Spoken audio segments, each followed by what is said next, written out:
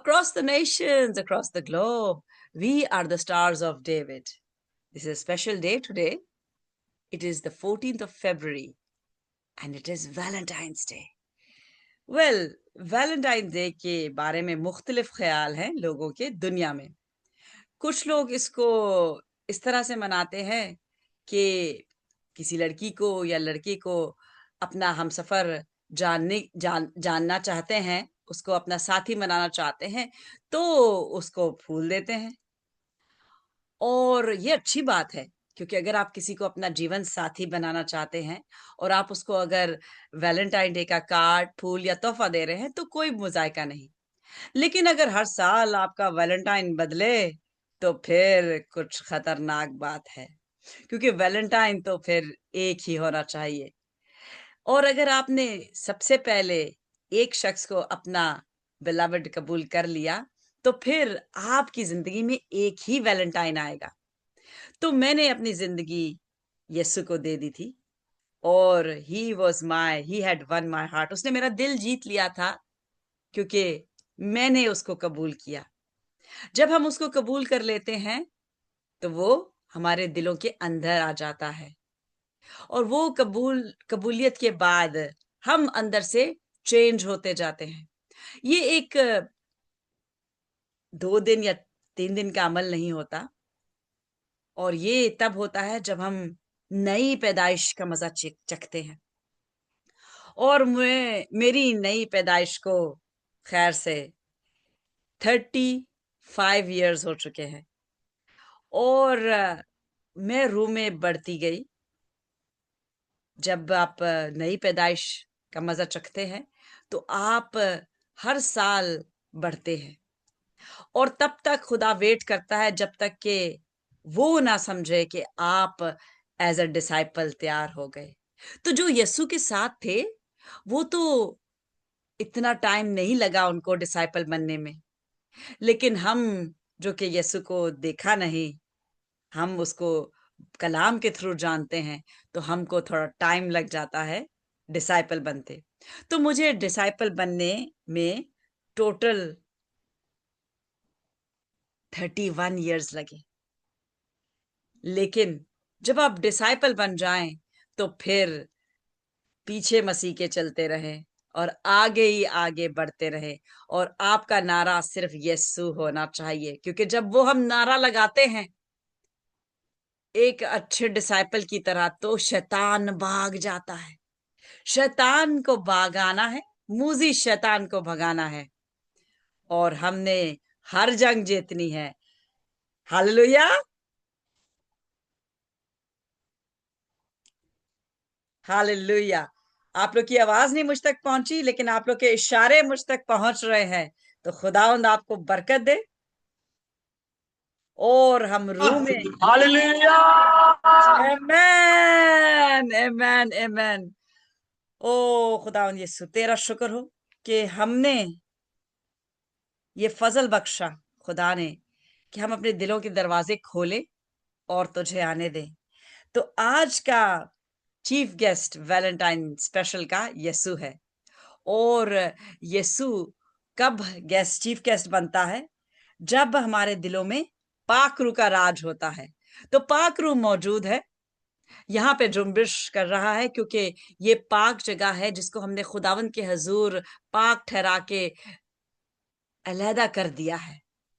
तो यहाँ पे खुदावंद की हजूरी रहती है और खुदावंद के अजीब व मशीर काम भी होते हैं. और सबसे अजीब व मशीर काम है कि यहाँ पे लोग जब आते हैं, तो कहते हैं उनको दिली सुकून मिलता है. तो दिल का सुकून सबसे ज्यादा जरूरी है. आजकल लोग दिल के सुकून के पीछे भागते हैं, और लड़का लड़की के पीछे भागते हैं दिल का सुकून हासिल करने के लिए. किसी को 4 दिन का सुकून मिलता है और फिर नाराजगी हो जाती है, अलैदगी हो जाती है, यहाँ तक कि डिवोर्स भी हो जाती है. लेकिन यीशु हमें सिखाता है कि अगर हम नाराज भी हो जाएं, तो हम माफ कर दें और फिर हम नया दिन नई जज्बे के साथ, नई फीलिंग्स के साथ शुरू करें. क्योंकि यीशु हमारा दिल धो सकता है, उसका खून हमारे दिलों को पाक कर सकता है. हम नापाक हैं, लेकिन उसका लहू पाक है. तो आज की हमारी कम्युनियन सर्विस है, लेकिन हर सर्विस जो हमारी होती है स्टार्स ऑफ डेविड में, उसके 3 हिस्से होते हैं, प्रेयर, प्रेज़ और वर्शिप। और उसी तरह से हम प्रेयर से इसका आगाज़ करेंगे, और मैं रिक्वेस्ट करूँगी सिस्टर अज़ीका को कि वो आएँ और हमें हमारी दुआ में रहनुमाई करें।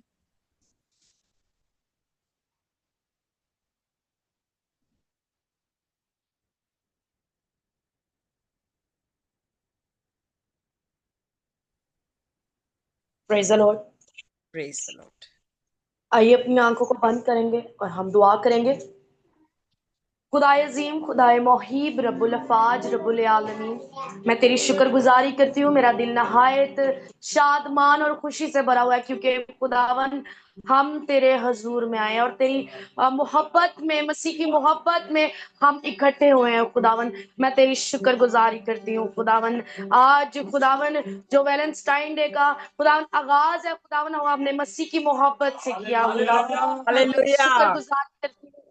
खुदावन तेरे कलाम में खुदावन जी मोहब्बत को अफजल कहा गया है। खुदावन जी मैं तेरी शुक्रगुजारी करती हूँ। रूह का फल भी पहला मोहब्बत ही है। खुदावन मैं बेशक। तेरी शुक्रगुजारी करती हूँ हालेलुया। मोहब्बत के लिए। खुदावन और आपने जो हमसे मोहब्बत रखी खुदावन, वो कोई नहीं रख सकता, वो कोई नहीं रख सकता। खुदावन मैं तेरी शुक्रगुजारी करती हूँ कि आपने अपने इकलौते बेटे को हमारी खातिर सलीब पर कुर्बान कर दिया और उसके लहू के वसीला से खुदावन जी हमें कीमत बना लिया। खुदावन मैं तेरी शुक्रगुजारी करती हूँ। आज खुदावन जब हम इकट्ठा हुए हैं खुदावन, तो यूनिटी को मांगती हूँ खुदावन, तेरे प्यार को मांगती हूँ खुदावन। हम एक दूसरे से मोहब्बत में रह के खुदावन तुझे सर्व करे, यूनिटी में तुझे सर्व करे खुदावन जी, क्योंकि तुझे ऐसे लोग पसंद है जो एक पतन होके काम करते हैं। खुदावन जी मैं तेरी शुक्रगुजारी करती हूँ। खुदावन आज की सारी मीटिंग का होल्ड खुदावन तेरे हाथों में देती हूँ, वर्शिप को तेरे हाथों में देती हूँ। खुदावन मैं तेरी शुक्रगुजारी करती हूँ। खुदावन तेरी शुक्रगुजारी करती हूँ। खुदा तेरी तारीफ करती हूँ। खुदावन ओह, थैंक यू जीसस। तू पाक है खुदावन। आज बेशक। का कलाम हमारे लिए हो, हमारी जिंदगियों के लिए हो, यस लॉर्ड। यीशु मसीह के नाम। आमेन, आमेन, आमेन। हमारा हमारे सारे दिल यक एक जब हो जाएं, तो खुदावन को पसंद आता है और रूह भरपूर तौर से काम कर सकता है। हमारे साथ पास्टर अजमल भी ज्वाइन कर चुके हैं और हम रूह में बढ़ते हुए आगे चलेंगे। और आज का एक पैसेज जो खुदावन ने मुझे दिया, उसको पढ़ने के लिए मैं सिस्टर अमन को कहूंगी कि वो आगे आए और इमसाल की किताब उसका 6ठा बाब हमारे लिए पढ़ें।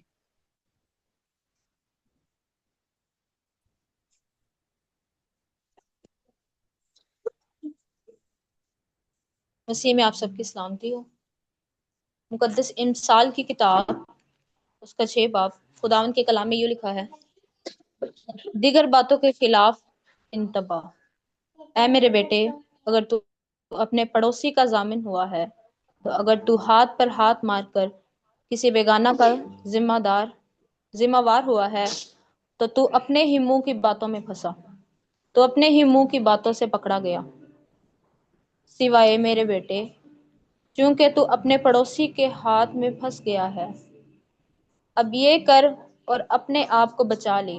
जा खाकसार बन कर अपने पड़ोसी से इसरार कर, तू ना अपनी आंखों में नींद आने दे और ना अपनी पलकों में झपकी।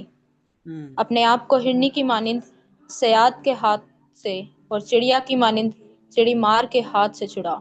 ए काहिल, चींटी के पास जा, उसकी रवशों पर गौर कर और दानिशमंद बन, जो बावजूद ये कि उसका ना कोई सरदार, ना नाजिर, ना हाकिम है, गर्मी के मौसम में अपनी खुराक मुहैया करती है और फसल कटने के वक़्त अपनी खौरिश जमा करती है।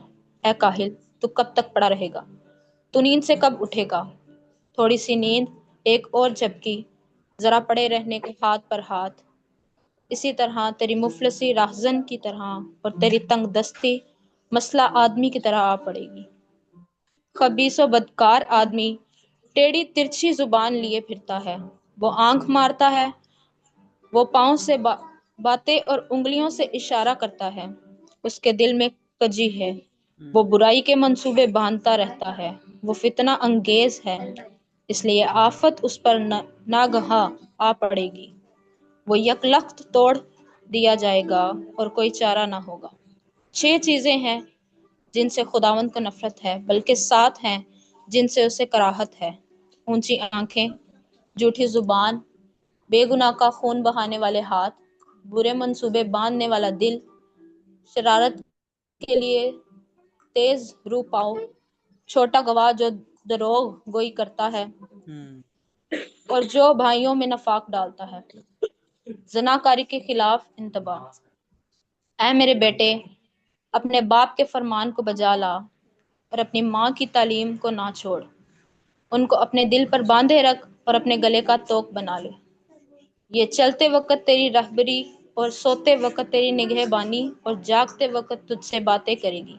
क्योंकि फरमान चिराग है और तालीम नूर और तरबियत की मलामत हयात की राह है, ताकि तुझको बुरी औरत से बचा ले, यानी बेगाना औरत की जुबान की चापलूसी से, जो अपने दिल में उसके हुस्न पर आशिक ना हो।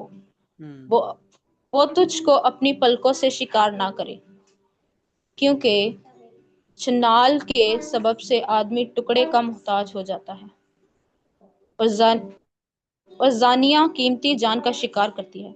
क्या मुमकिन है कि आदमी अपने सीना में आग रखे और उसके कपड़े ना जलें, या कोई अंगारों पर चले और उसके पांव ना झुलसें? वो भी ऐसा है जो अपने पड़ोसी की बीवी के पास जाता है। जो कोई उसे छुए बेसजा ना रहेगा। चोर अगर भूख के मारे अपना पेट भरने को चोरी करे तो उसे हकीर नहीं जानते, पर अगर वो पकड़ा जाए तो 7 गुना भरेगा। उसे अपने घर का सारा माल देना पड़ेगा। जो किसी औरत से ज़ना करता है वो बेअक्ल है। वही ऐसा करता है जो अपनी जान को हलाक करना चाहता है। वो जख्म और जिल्लत उठाएगा और उसकी रुसवाई कभी ना मिटेगी, क्योंकि गैरत से आदमी गजबनाक होता है और इंतकाम के दिन नहीं छोड़ेगा। वो कोई फिदिया मंजूर नहीं करेगा, और गो तू बहुत से इनाम भी दे तो भी वो राजी ना होगा। खुदावंद का जिंदा कलाम पढ़ा और सुना जाना हम सबके लिए बाइस बरकत हो। खुदावंद का शुक्र। आमीन आमीन। बेशक उसका जिंदगी बख्श कलाम जो कि अल्फाजों की मानिंद हमारे कान सुनते हैं, लेकिन अगर वो दिलों में घर ना करे तो फिर इन अल्फाजों की वैल्यू ही नहीं रहती। लेकिन इन अल्फाजों की बहुत वैल्यू है, क्योंकि ये पाक रूह की कुदरत से लिखे गए। उन खास लोगों को जिनको खुदावन ने चुना ये कलाम तहरीर करने के लिए, ताकि हम तक ये कलाम पहुंच सके, जो कि खुदावन की सोच है, हमारी दिलों तक उसकी सोच पहुंच जाए, इसीलिए इसको कलमबंद किया गया। और लफ्जों की बहुत वैल्यू है कि हम अपने लफ्ज जो हैं वो सोचे समझे बगैर ना मुंह से निकालें और फिर हम गुनहगार ठहरे, क्योंकि कलाम जो कह देता है वो कलाम में ये भी लिखा है कि जमीन और आसमान टल जाएगा लेकिन मेरे मुंह की कही हुई बातें ना टलेंगी।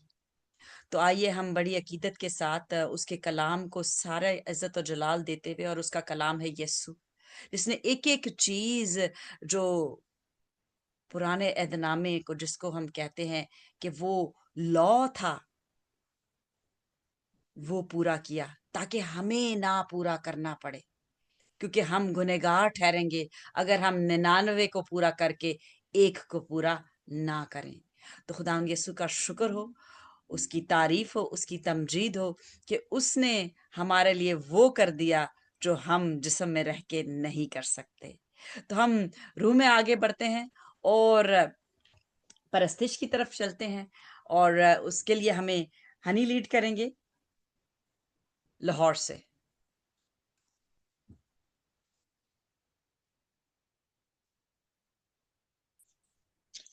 Hallelujah. Hallelujah. Praise the Lord. Praise the Lord.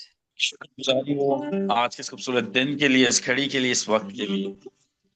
कि आज के इस दिन में हम अपनी मोहब्बत को, हम अपने दिलों को उस जिंदा खुदा के लिए लेके आए, ताकि हम उसकी मोहब्बत का इकरार कर सकें कि किस तरह उसने अपने इकलौते बेटे को इस दुनिया में भेजा ताकि हम जिंदगी पाएं, कसरत की जिंदगी पाएं। और जो जो जिंदगी को कबूल करता है वो कहे आमीन। आमीन। Hallelujah. Hallelujah. Thank you, Jesus. Thank you, Jesus. Thank you, Jesus, for your love. Thank you, Thank you, Jesus, for Jesus. your love. Thank So you. Valentine's is all about love, and this love is all about the red roses. And red also represents the red blood. And that blood who actually Jesus Christ gave for us on the cross. So let's say Amen. thank you, Jesus, once Thank again. you, Thank you, Jesus. Jesus. Thank you, Jesus. Thank you. Thank you, Jesus. बहुत गहरा भेद जो एक खुदा के बंदा पर खुदा ने जाहिर किया कि मोहब्बत में जान तो बहुत से लोग देते हैं, लेकिन मर के जिंदा होना वो उनमें से एक ही था, और वो हमारा यीशु था। हालेलुया। हालेलुया। सो इस बड़ी मोहब्बत के लिए उसका शुक्रिया अदा करें, Oh, thank ताकि you. सिर्फ मोहब्बत को जाहिर करता है बल्कि उसके इख्तियार को भी जाहिर करता है। Hmm. It shows the power and the authority of Jesus Christ, कि उसने ना कि सिर्फ अपनी जान दी बल्कि सलीबी मौत गवारा की, और इतना इख्तियार रखा कि वो मर के जिंदा भी हुआ। हालेलुया। Hallelujah. सो हम सब मिल के उसकी इस मोहब्बत को आज याद करेंगे, और हम लहू वाला गीत गाएंगे, और गीत बड़ा ही खूबसूरत है। लहू लहू यीशु का लहू गुनाहों से हमको धोता है। हालेलुया। इसमें बड़ी खूबसूरत आयत है, बड़े बड़े ना पीछे हटे। हम सब आज मिलके कहेंगे, उसकी मोहब्बत में बढ़ते चले, बड़े बड़े ना पीछे हटे, उसकी मोहब्बत में बढ़ते चले। Hallelujah. Let's say everybody. Hallelujah. लहू लहू यीशु का लहू गुनाहों से हमको धोता है। लहू लहू यीशु का लहू गुनाहों से हमको धोता है। बसा बसा मसीह का बसा, बसा बसा मसीह का बसा, बंधन सारे होता है। लहू लहू यीशु का लहू गुनाहों से हमको धोता है। लहू लहू यीशु का लहू गुनाहों से हमको धोता है। बड़े बड़े ना पीछे हटे, उसकी मोहब्बत में बढ़ते चले, बड़े बड़े ना पीछे हटे, मसीह की मोहब्बत में बढ़ते चले। शिफा शिफा मुकम्मल Oh, शिफा, मुकम्मल शिफा. शिफा खुदा से शिफा पाक लहू शिराना है। लहू लहू यीशु का लहू ओ खुदा थैंक यू। लहू लहू यीशु का लहू गुनाहों से हमको धोता है। यीशु की मोहब्बत का हम इकरार करें और खुदा बाप को याद ना करें, ये मुमकिन ही नहीं। So let's say everybody, खुदा खुदा हमारा हमारा खुदा खुदा दिल में चाहता है। बेशक. खुदा खुदा हमारा खुदा दिल में रहना चाहता है। खुदा खुदा यहोवा खुदा, खुदा खुदा हमारा खुदा दिल से भरना चाहता Oh, है। yes. रूह से भरना चाहता है. यीशु का लहू गुनाहों से हमको धोता है। लहू लहू Oh, thank you, Jesus. लड़े लड़े हरगिज़ लड़े पागलों समझाता है लड़े लड़े हरगिज़ लड़े पागलों समझाता है पता पता पता पे Yes. पता पता पे पता यीशु मसीह पिलाता है लहू लहू यीशु का लहू गुनाहों से हमको धोता है। Hallelujah. आज मैं एक सवाल करना चाहता हूं। क्या हवा के इख्तियार में ये नहीं था कि वो खुद को बचा सकती थी? था या नहीं था? था। खुदा ने हमें ये इख्तियार दिया था, लेकिन फिर भी उसने क्या चूज किया? उसने गुनाह को चूज किया, उसने मौत को चूज किया। सो आज हम जब यीशु मसीह को कबूल कर लेते हैं, तो आज हम लोग कहेंगे अपनी इस नई जिंदगी के लिए, इस नई फतह के लिए, आज हम फैसला करेंगे, उसको डिक्लेयर करेंगे अपने मुंह से और कहेंगे फतह फतह फतह Fata. खुद पे फतह फतह Amen. फतह, क्योंकि कलाम कहता है कि खुदी का इनकार करो। सो आज हम अपनी खुदी का इनकार करेंगे और यीशु नाम में अपनी रूह में उस पर फतह पाएंगे और हम सब Amen. कहेंगे फतह फतह खुद पे फतह खुद पे फता. फतह फतह खुद पे फतह यीशु मसीह पिलाता है लहू लहू यीशु का लहू गुनाहों से हमको धोता है लहू लहू यीशु का लहू गुनाहों से हमको धोता है।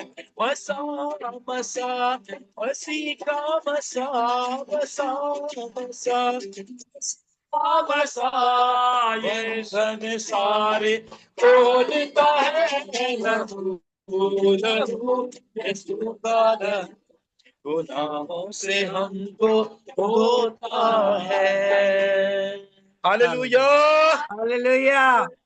हालेलुया। Hallelujah. ये आज की ये फतह, आज की ये खुशी, आज की ये जो जॉय है, वो किस वजह से है? वो यीशु मसीह नासरी की वजह से है।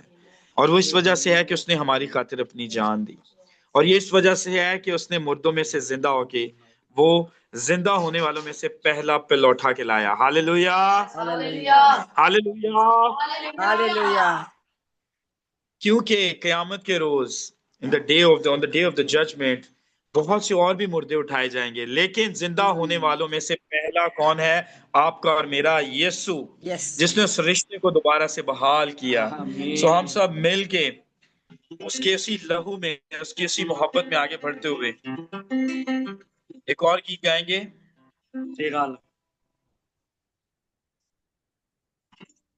Hallelujah. शुक्र.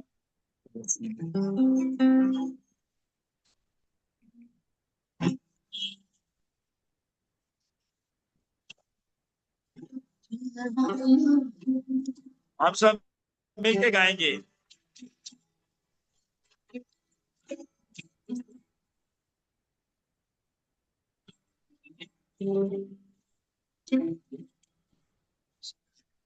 Oh, hallelujah. शुक्र.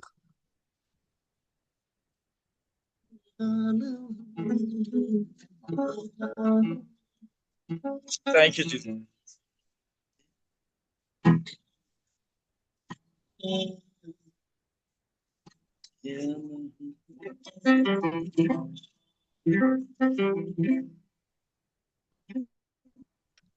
तेरा लहू Hallelujah. तेरा लहू पार करता है, बेशक. तेरा बेशक. तेरा लहू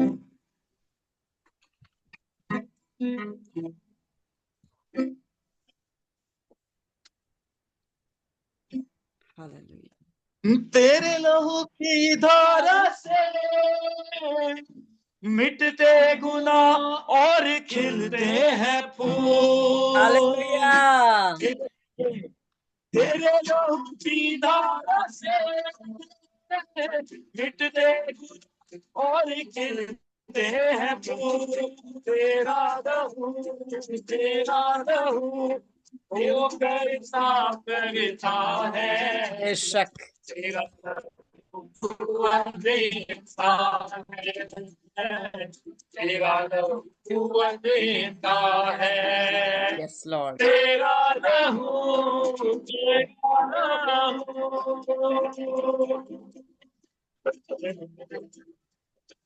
तेरे लहू में जो छुपे किसी भी बला से कभी ना डरे।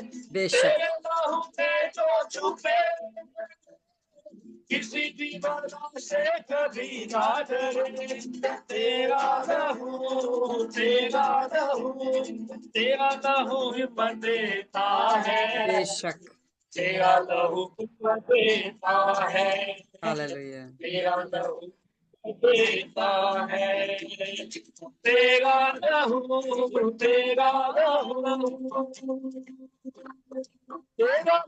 ढालो गिरा सबकी खुशबू आसरा।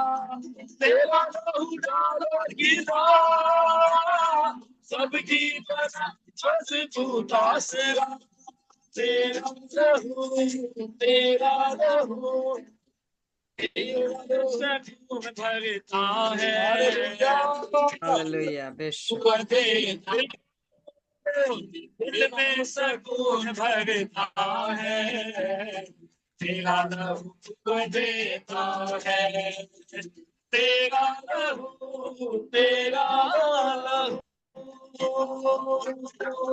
तेरे लहू के जलता से रक्त में तो क्या बिगड़ा सूर भी। तेरे लहू के जलता से रक्त में तो क्या बिगड़ा सूर भी।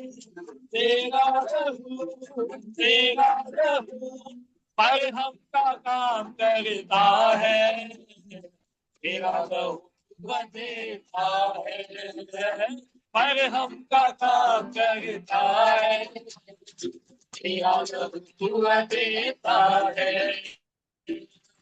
तेरा लहू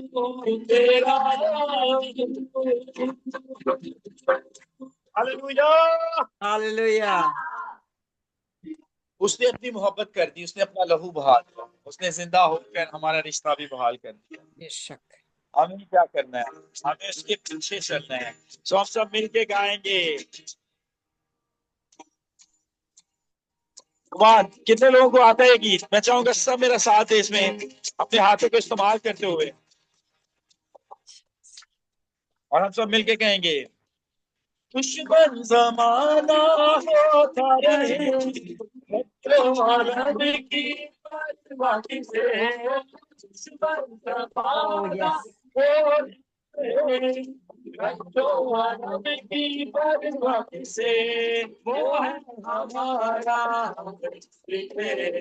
बढ़ते चले बढ़ते चले बढ़ते चले गाते हुए पीछे बसीते चलते गए। आगे ही आगे बढ़ते रहे। ये सूखे होते डरे लगे। चढ़ते चले बढ़ते चले बढ़ते चले ये गाते हुए सारा जमाना गावे यही। जय राजा ओह यस। यीशु जय जय राजा यही। यीशु। जय बरे की। हालेलुया। जय राजा यीशु जय प्रभु जी। यही हमारा नारा रहे। बढ़ते चले बढ़ते चले बढ़ते चले ये गाते हुए तारीकियों से बचते रहे।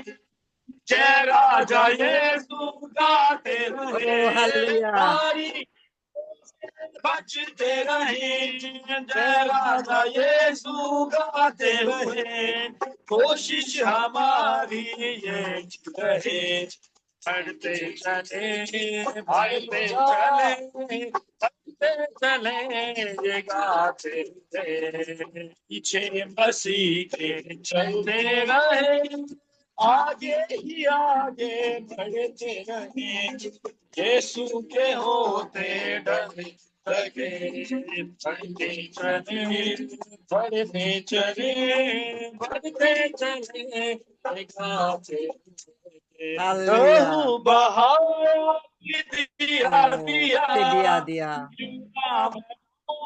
हालेलुया, ना मैं गाऊं हालेलुया। बहाव दिया, मैं गाऊं हालेलुया, हालेलुया, सब मिलकर कहे, बढ़ते चले, बढ़ते चले, बढ़ते चले, ये गाते मुझे, बढ़ते चले, ये गाते मुझे, बढ़ते चले, ये गाते हुए। Hallelujah, hallelujah. हालेलुया। मोहब्बत का आज ये जो बीज, मोहब्बत का जो बीज, यीशु मसीह की उस मोहब्बत के बीज को जो हमने अपनी जिंदगी में लिया और उसको दोहराया है, और जो गीतों के वसीले, प्रस्तिश के वसीले हमारे दिलों में ये बीज दिया गया है, फिर से एक बार हम यीशु मसीह नासरी के नाम इसकी हिफाजत तो मांगते हैं, और ये बहुत सा फल लेके आए। सब मिलके आमेन कहेंगे आमीन, आमेन आमीन, आमेन। आमीन। सो मच पाजी, over to you. God bless you. Hallelujah. खास दिन जो कि लोग मुख्तलिफ अंदाज में मना रहे हैं, हम और भी मुख्तलिफ अंदाज में मना रहे हैं, क्योंकि हम सरनगू हैं यीशु राजा के इस वक्त, क्योंकि हमने सताइश की, परस्तिश की और उसकी शुक्रगुजारी की, क्योंकि अगर वो बाप की मर्जी पूरी ना करता तो क्या होता, तो क्या होता। उसकी ओबीडियंस को सलाम, एक अच्छे बेटे की ओबीडियंस को सलाम, क्योंकि अगर वो अच्छा बेटा ना बन पाता तो हम तख्त पे नहीं बैठ सकते। वो तख्त जिस पे हमारा हक था, लेकिन हमसे वो हक ले लिया गया क्योंकि हम डिसोबीडियंट हो गए। खुदावंद हमें हकदार बनाना चाहता है, लेकिन उसकी मर्जी के दायरे में रह के। अगर हम उसकी मर्जी के दायरे से बाहर चले जाएं तो फिर खतरा है। और इसीलिए यीशु ने कहा कि जब दुआ मांगो तो कैसे मांगनी है, कैसे मांगनी है। और वो है दुआए रबानी, यानी कि आए हमारे बाप, जिसमें हम हर रोज पढ़ते हैं कि उसकी मर्जी पूरी हो, उसकी मर्जी पूरी हो। और एक और खास बात है कि जैसे हम अपने गुनहगारों को माफ करते हैं, तू भी हमारे गुनाह माफ कर। यानी कि एक प्री रेक्विजिट आ गया, जब तक हम अपने गुनहगारों को माफ नहीं करेंगे, बाप हमें माफी नहीं देगा, क्योंकि हम गुनहगार हैं। और वो जो गुनहगार ना था, जो जो दूसरों के गुनाह माफ करता था, खुदा ने उसको हमारे लिए, हम सब के लिए पाक बरे की सूरत कुर्बान करना चाहा, और बेटे ने उसको कबूल किया। तो इसकी शुक्रगुजारी कि वो बाप और वो बेटा, यानी कि यहोवा पाक और यशुआ, वो एक थे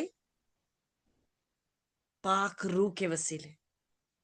वो जिस्म में था, लेकिन बाप की मर्जी पूरी करते हुए पाक रूह की कुदरत से मौजे करते और पाक रूह में चलता फिरता उठता, क्योंकि वो पाक रूह की कुदरत से पैदा हुआ। लेकिन एक माँ से जो कि पाकीज़ा नहीं थी, क्योंकि कलाम कहता है कि सब ने गुनाह किया, सब ने गुनाह किया। लेकिन वो प्लान जो खुदावंद का था, वो 4000 साल के बाद पूरा हुआ और अब हम इस सदी में पैदा हुए हैं ताकि उसका कलाम बहुतों तक पहुंचा सके और ये कलाम हमें रूह की ताजगी बख्शे, क्योंकि बदन को ताजगी नहीं दे सकता। बदन के लिए हम खुराक खाते हैं, लेकिन जब हम रूह में बढ़ते जाएं तो हमें खुदावंद वो तौफीक देता है कि फिर वो वक्त आता है कि ये हमें हमारे जिस्मों को भी तरोताजा रखता है। जब हम रोजा रखें और फिर अगर हम नींद ना पूरी करें तो भी हमें ये ताजगी बख्शता है। लेकिन वहां तक पहुंचने के लिए बहुत सी हमें कठिनाइयों से गुजरना पड़ता है, तकलीफ उठानी पड़ती है, दुख उठाने पड़ते हैं, क्योंकि जिस्म में रह के तो हम दुख उठाते हैं और उठाएंगे, और ये जिस्म तो फानी है, लेकिन रूह लाफानी है और वो है पाक रूह। तो पाक रूह को एक अकीदत देने के लिए कि पाक रूह के वसीले हम सब जोड़े गए हैं, क्योंकि यीशु के खून से हमारे दिल धुल के पाक होते हैं। तो कलाम सुनने से पहले, जो कि हम खुदा के बंदा पास्टर अजमल हमें सुनाएंगे, मैं रिक्वेस्ट करूंगी कि पाक रूह की को खराज तहसीन देते हुए एक पाक रूह के लिए एक गीत हम बड़ी संजीदगी में सुने। और मैं रिक्वेस्ट करूंगी कि हनी, जो भी इस वक्त आपको पाक रूह उभारे, चाहे वो एक एक कोरस है, चाहे वो कुछ भी है, जो भी इस वक्त आपको गाइड हो, आपके दिल में खुदावन डाले, वो हमें हमारे दिलों तक पहुंचे और हम गहरे में उतरें, क्योंकि गहरे में बहुत से मोती हैं।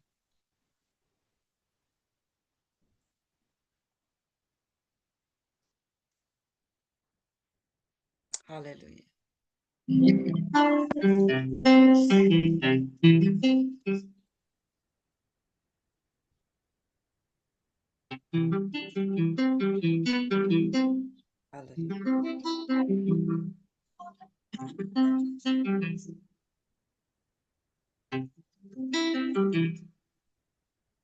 बारिश होगी रूहे पाक के बादल से, ओ हालेलुया।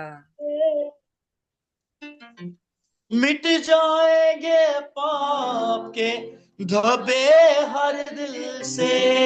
हालेलुया।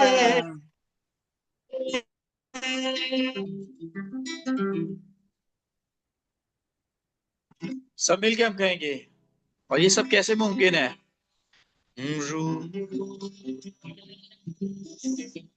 रुआ ओ यीशु, शुक्र हो। पाक रूह जुम्बिश कर। रुआ रुआ दिलों को बदल दे, हमारे दिलों को बदल दे, पाक बना दे।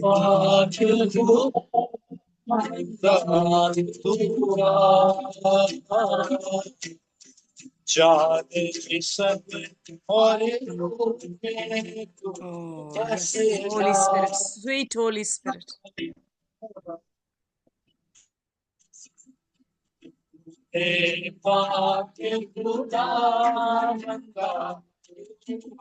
तू पाक है, तू जोड़ दे सब हमें। मिलके कहें,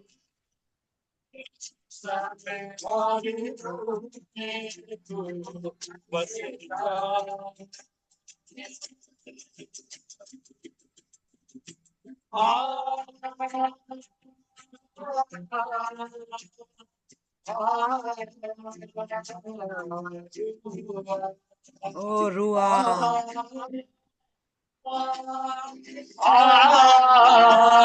अपने आप को पस्त करते हैं रुआ, हम अपने आप को पस्त करते हैं रुआ।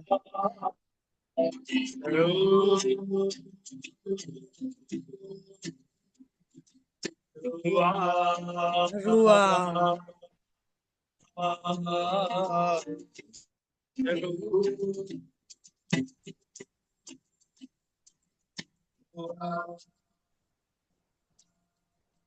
मिलके कहेंगे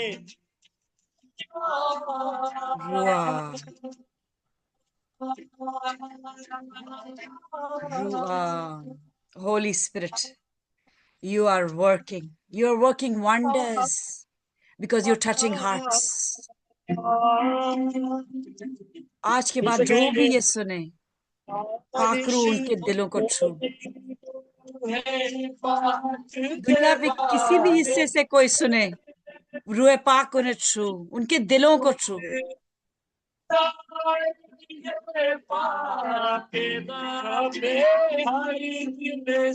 यस, धो दे हम सबको, दया कर दे. This is the latter rain, and it's going to get heavier and heavier and heavier till it soaks everyone.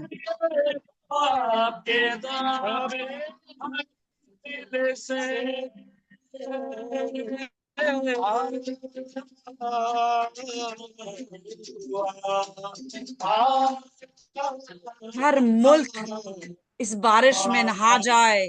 रूए पाक, तुझसे इनकसारी से मांग लेती हूँ.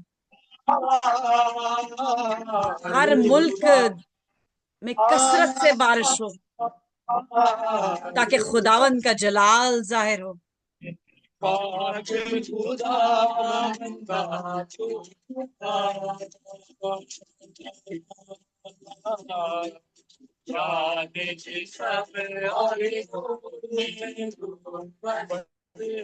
बस जा, हम में बस जा, ताकि हम एक हो जाएं जैसे बाप और बेटा एक थे.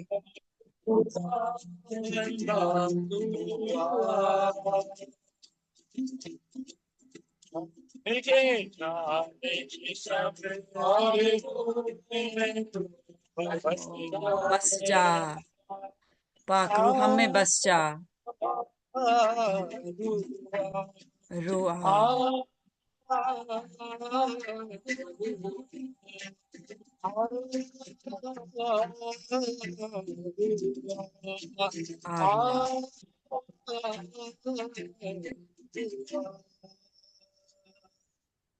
Hallelujah, hallelujah, hallelujah, hallelujah.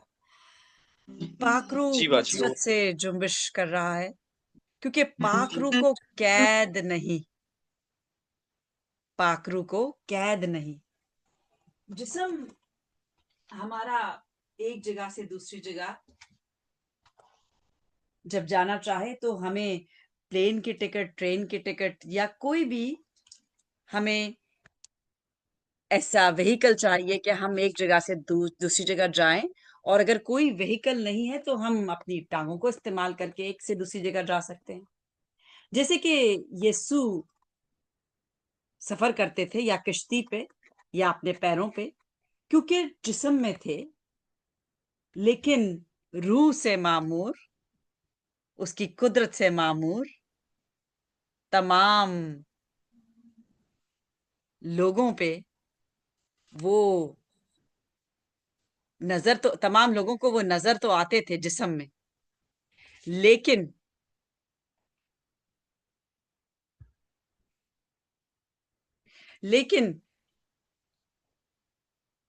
लोग उसे सिर्फ जिस्म के तौर पे देखते थे. और बहुत सो ने उन्हें ना जाना और ना माना. तो हमने तो यीशु का जिस्म नहीं देखा, हमने यीशु को देखा नहीं, लेकिन हमें यीशु के बारे में सब कुछ पता है कलाम मुकद्दस से. और कलाम मुकद्दस के मोती जो परोए गए हैं पाक रूह के वसीले से, वो हम जब तक पाक रूह हम में ना आए हम उनको नहीं समझ सकते.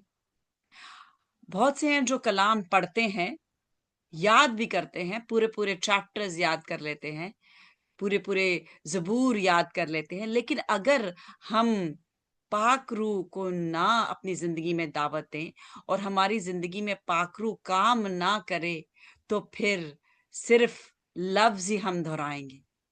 लेकिन खुदावन ने हमें पाक रूह के वसीले जोड़ा है, और आप सब महसूस कर सकते हैं कि खुदावन जो है किस तरह से हमें एक कर रहा है, क्योंकि यही खुदावन चाहता है कि हम रूह में एक हों। यीशु हमें रूह में एक करने आया, क्योंकि जिस्म में तो एक अपनी मर्जी से लोग हो जाते हैं, लेकिन रूह में एक कौन होता है? तो आइए रूह में बढ़ते हैं और यशोआ की किताब जो कि पास्टर अजमल हमें सिखा रहे हैं, खुदा के बंदे, उनको मैं वेलकम करती हूँ, जो कि लंदन में रहते हैं और हम हर संडे उनसे सीखते हैं। और जब भी मौका होता है कि हम मिलें किसी के घर में या किसी भी इवेंट पे और वो मैसेज सुनाते हैं, तो मैं उनसे सीखती हूँ। और जो खादिम रूह में चलता है, वो हमें खुदावन के भेद भी बता सकता है। और हमें चाहिए कि हम सिर्फ कान उस पे ना लगाएं, बल्कि दिल अपने खोलें और तमाम कलाम जो है अपने दिल में उतारें, ताकि वो बीज जो है वो गहरे में चला जाए। और जब गहरे में बीज जाता है तो उसने रोशनी की तरफ आना ही होता है, और फिर वो बढ़ के 30 गुना नहीं, 60 गुना नहीं, बल्कि 100 गुना फल लाए। तो पास्टर अजमल को मैं वेलकम करती हूँ। Pastor Ajmal, over to you. जी, praise the Lord. Good morning, everyone. Good afternoon, Pakistan. Excuse me, मेरा थोड़ा सा आज ना गला है, थोड़ा प्रॉब्लम है, सो थ्रोट हो रहा है, लेकिन खुदावंद के नाम को जलाल। आपने नोटिस किया होगा कि मैंने अभी सिर्फ कैमरा ऑन किया few minutes ago. Actually I was struggling, मेरा लैपटॉप जो है ना, कंप्यूटर जो है, ये चार्ज नहीं था, and since I join the meeting, बल्कि उससे पहले भी मैं इसको चार्ज कर रहा था, बट वो स्क्रीन ऑन होती थी, जैसे ही उसको मैं साइन इन करता था तो वो ऑफ हो जाता था, battery was not charge enough. तो आपने जो आखिरी गीत रू का गाने को भाई को बोला, तो मुझे लगा कि थोड़ा और टाइम मिल जाए, शायद ये चार्ज हो जाए, एंड प्रेज द लॉर्ड कि वो चार्ज इनफ हो गया और स्क्रीन ऑन हो गया, and then I could join from this one. क्योंकि मुझे लग रहा था कि शायद मैं जब आपसे कलाम करूंगा तो अगर मैं नज़र नहीं आऊंगा तो शायद उसका अच्छा इम्पैक्ट नहीं रहता, वो शायद मुश्किल थोड़ा बन जाता है सिर्फ आवाज़ सुनकर। तो खुदावन के नाम को जलाल सारी चीज़ों के लिए कि जो वक्त पर हर एक चीज़ मुहैया कर देता है। तो चलें कलाम की तरफ चलते हैं। जैसा कि हमने यशवा की किताब the book of Joshua start की थी, और लास्ट वीक हमने उसका चैप्टर 1 जो था उसको कंप्लीट कर लिया था, तो आज चैप्टर 2 की तरफ हम चलेंगे। जोशवा चैप्टर 2, यशवा की किताब और उसका दूसरा बाब। और अगर आपने इसको पहले पढ़ा है तो आपको मालूम है कि इस बाब के अंदर यशवा जो है, जोशवा जो है, वो दो जासूसों को यरीहू में भेजता है कि वो वहाँ पर जाएं और वहाँ जाकर जो है सारी मालूमात लेकर आएं, क्योंकि हम वहाँ पर जाने वाले हैं, उसको हमने जाकर कॉन्कर करना है, फतह करना है, उसको कब्जे में ले लेना है। तो ज़रा वहाँ के हालात पता चल जाएं, लोग वहाँ पर क्या कर रहे हैं, किस तरह के लोग हैं, सोच क्या रहे हैं। और आपको ये भी याद होगा कि इससे पेशतर के यशवा लीडर बना जब मोसेस लीडर था, मूसा की क़यादत के अंदर भी जासूस भेजे गए थे, और उस वक्त जो थे वो 12 जासूस भेजे गए, हर एक कबीले में से एक एक जासूस था। और उस वक्त जो यशवा है, he was one of the spy. यशवा जो था वो खुद उस वक्त जासूस बनकर गया था जासूसी करने के लिए। और आपको यकीनन याद होगा कि दो जासूस जो थे, यशवा और कालिब, वो वापस आए और उन्होंने वापस आकर रिपोर्ट दी कि वाह जी, बड़ा ही खूबसूरत मुल्क है, वहाँ तो फल जो है वो इतने थे बड़े हैं, इस तरह का मुल्क है, बड़ा खूबसूरत मुल्क है, वाकई वहाँ पर दूध और शहद की नहरें बहती हैं, तो खुदावंद हमें बड़ी अच्छी जगह पर लेकर जाने वाला है। लेकिन 10 जो जासूस थे उन्होंने कहा, चीजें तो सारी बड़ी अच्छी हैं, फल बड़े अच्छे हैं, बड़े बड़े केले हैं, बड़े बड़े खूबसूरत आम हैं, वहां पर तरबूज हैं, लेकिन इसके साथ वहां पर लोग जो है वो भी बड़े खतरनाक हैं, वो भी बहुत बड़े बड़े हैं। हम तो उनके सामने टिड्डे मालूम होते हैं, इस कदर वो जंगजू, बड़े कदावर और मस्कुलर वो लोग हैं, तो वो तो हमें चूंटी की तरह मसल देंगे। ये बिल्कुल जाति जूलियत की स्टोरी आपको याद है। तो उन्होंने कहा वहां पर तो ये जो है ये जब्बार लोग रहते हैं, बड़े कदावर लोग हैं, बड़े जोरावर लोग हैं, तो हम उनका मुकाबला नहीं कर सकते। We are nothing in front of them, we are like ants जी Sorry, जी Pastor, but sorry for the interruption. Andrea has joined, and I thank God that, and I praise God for her faithfulness towards the ministry. Okay, even when she doesn't understand, she says that she enjoys the music and she feels that the God is working, and she can really feel the Holy Spirit. So just to let her know, so that she can read, although she will not understand the message, that this is chapter 2 of Joshua. So Andrea, if you can read, then you will know what we are talking about, and it will not be all French and Latin to you. Thank you. Sorry for the interruption. जी no, Thank you. that's all right. Thank you. Andrea, you're always welcome. You know we love you. Thank And you. your faithfulness. Yeah, I know it's very hard for you to understand, but I'll try to keep you updated. I'll keep you on the track so you can Pastor understand the Ajmal, if story. you can just give even mention the references in Urdu and English, because the Yes, majority population is Urdu, and yes. the literate people can read the Bible. So this is basically for the illiterate people, because they cannot read the Bible, so they listen to the messages. So if you Yes. can just quote the references, so she can basically read them. Gee, sure. Yes, yes. And I'll definitely quote in English as well, so you can understand. And I'm sure you have your Bible open in front of you. So it's Joshua chapter 2. तो वापस आ जाते हैं. I was just telling them about the story behind, just events before, when Joshua, he was not the leader of the Israelites, and he was one of the spies when Moses sent 12 spies to Jericho just to find out the circumstances there, and the people came back and they gave a very good report, Joshua and Caleb, but the other 10, they said, we are like ants in front of elephants. They are warrior people, so we can't really conquer them. And Joshua and Caleb, they said, no, the God is great God. He is a mighty God, and if he has commanded us to go and conquer that land, then we will be succeeded. So this is the story so far I was telling.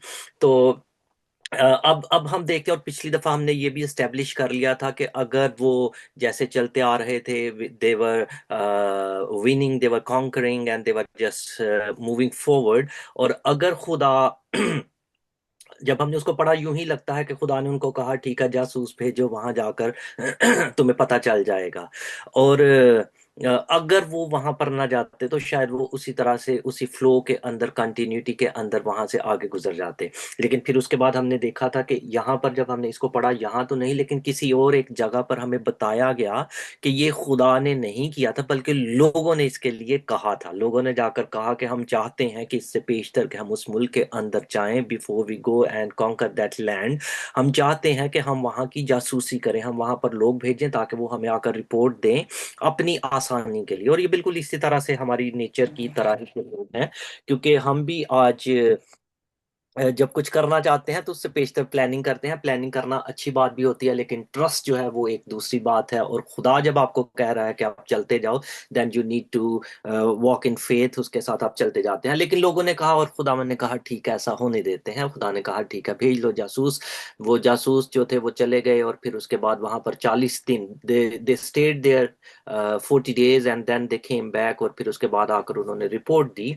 और ये भी हमने last time आपको याद होगा सीखा था कि क्यों 40 साल तक खुदा उनको जंगल में बियाबान में फिराता रहा. इसलिए कि वो 40 दिन तक वहां पर जासूसी करते रहे थे, और खुदा ने उनको सजा दी कि एक दिन के इव्ज एक साल, 1 year for 1 day.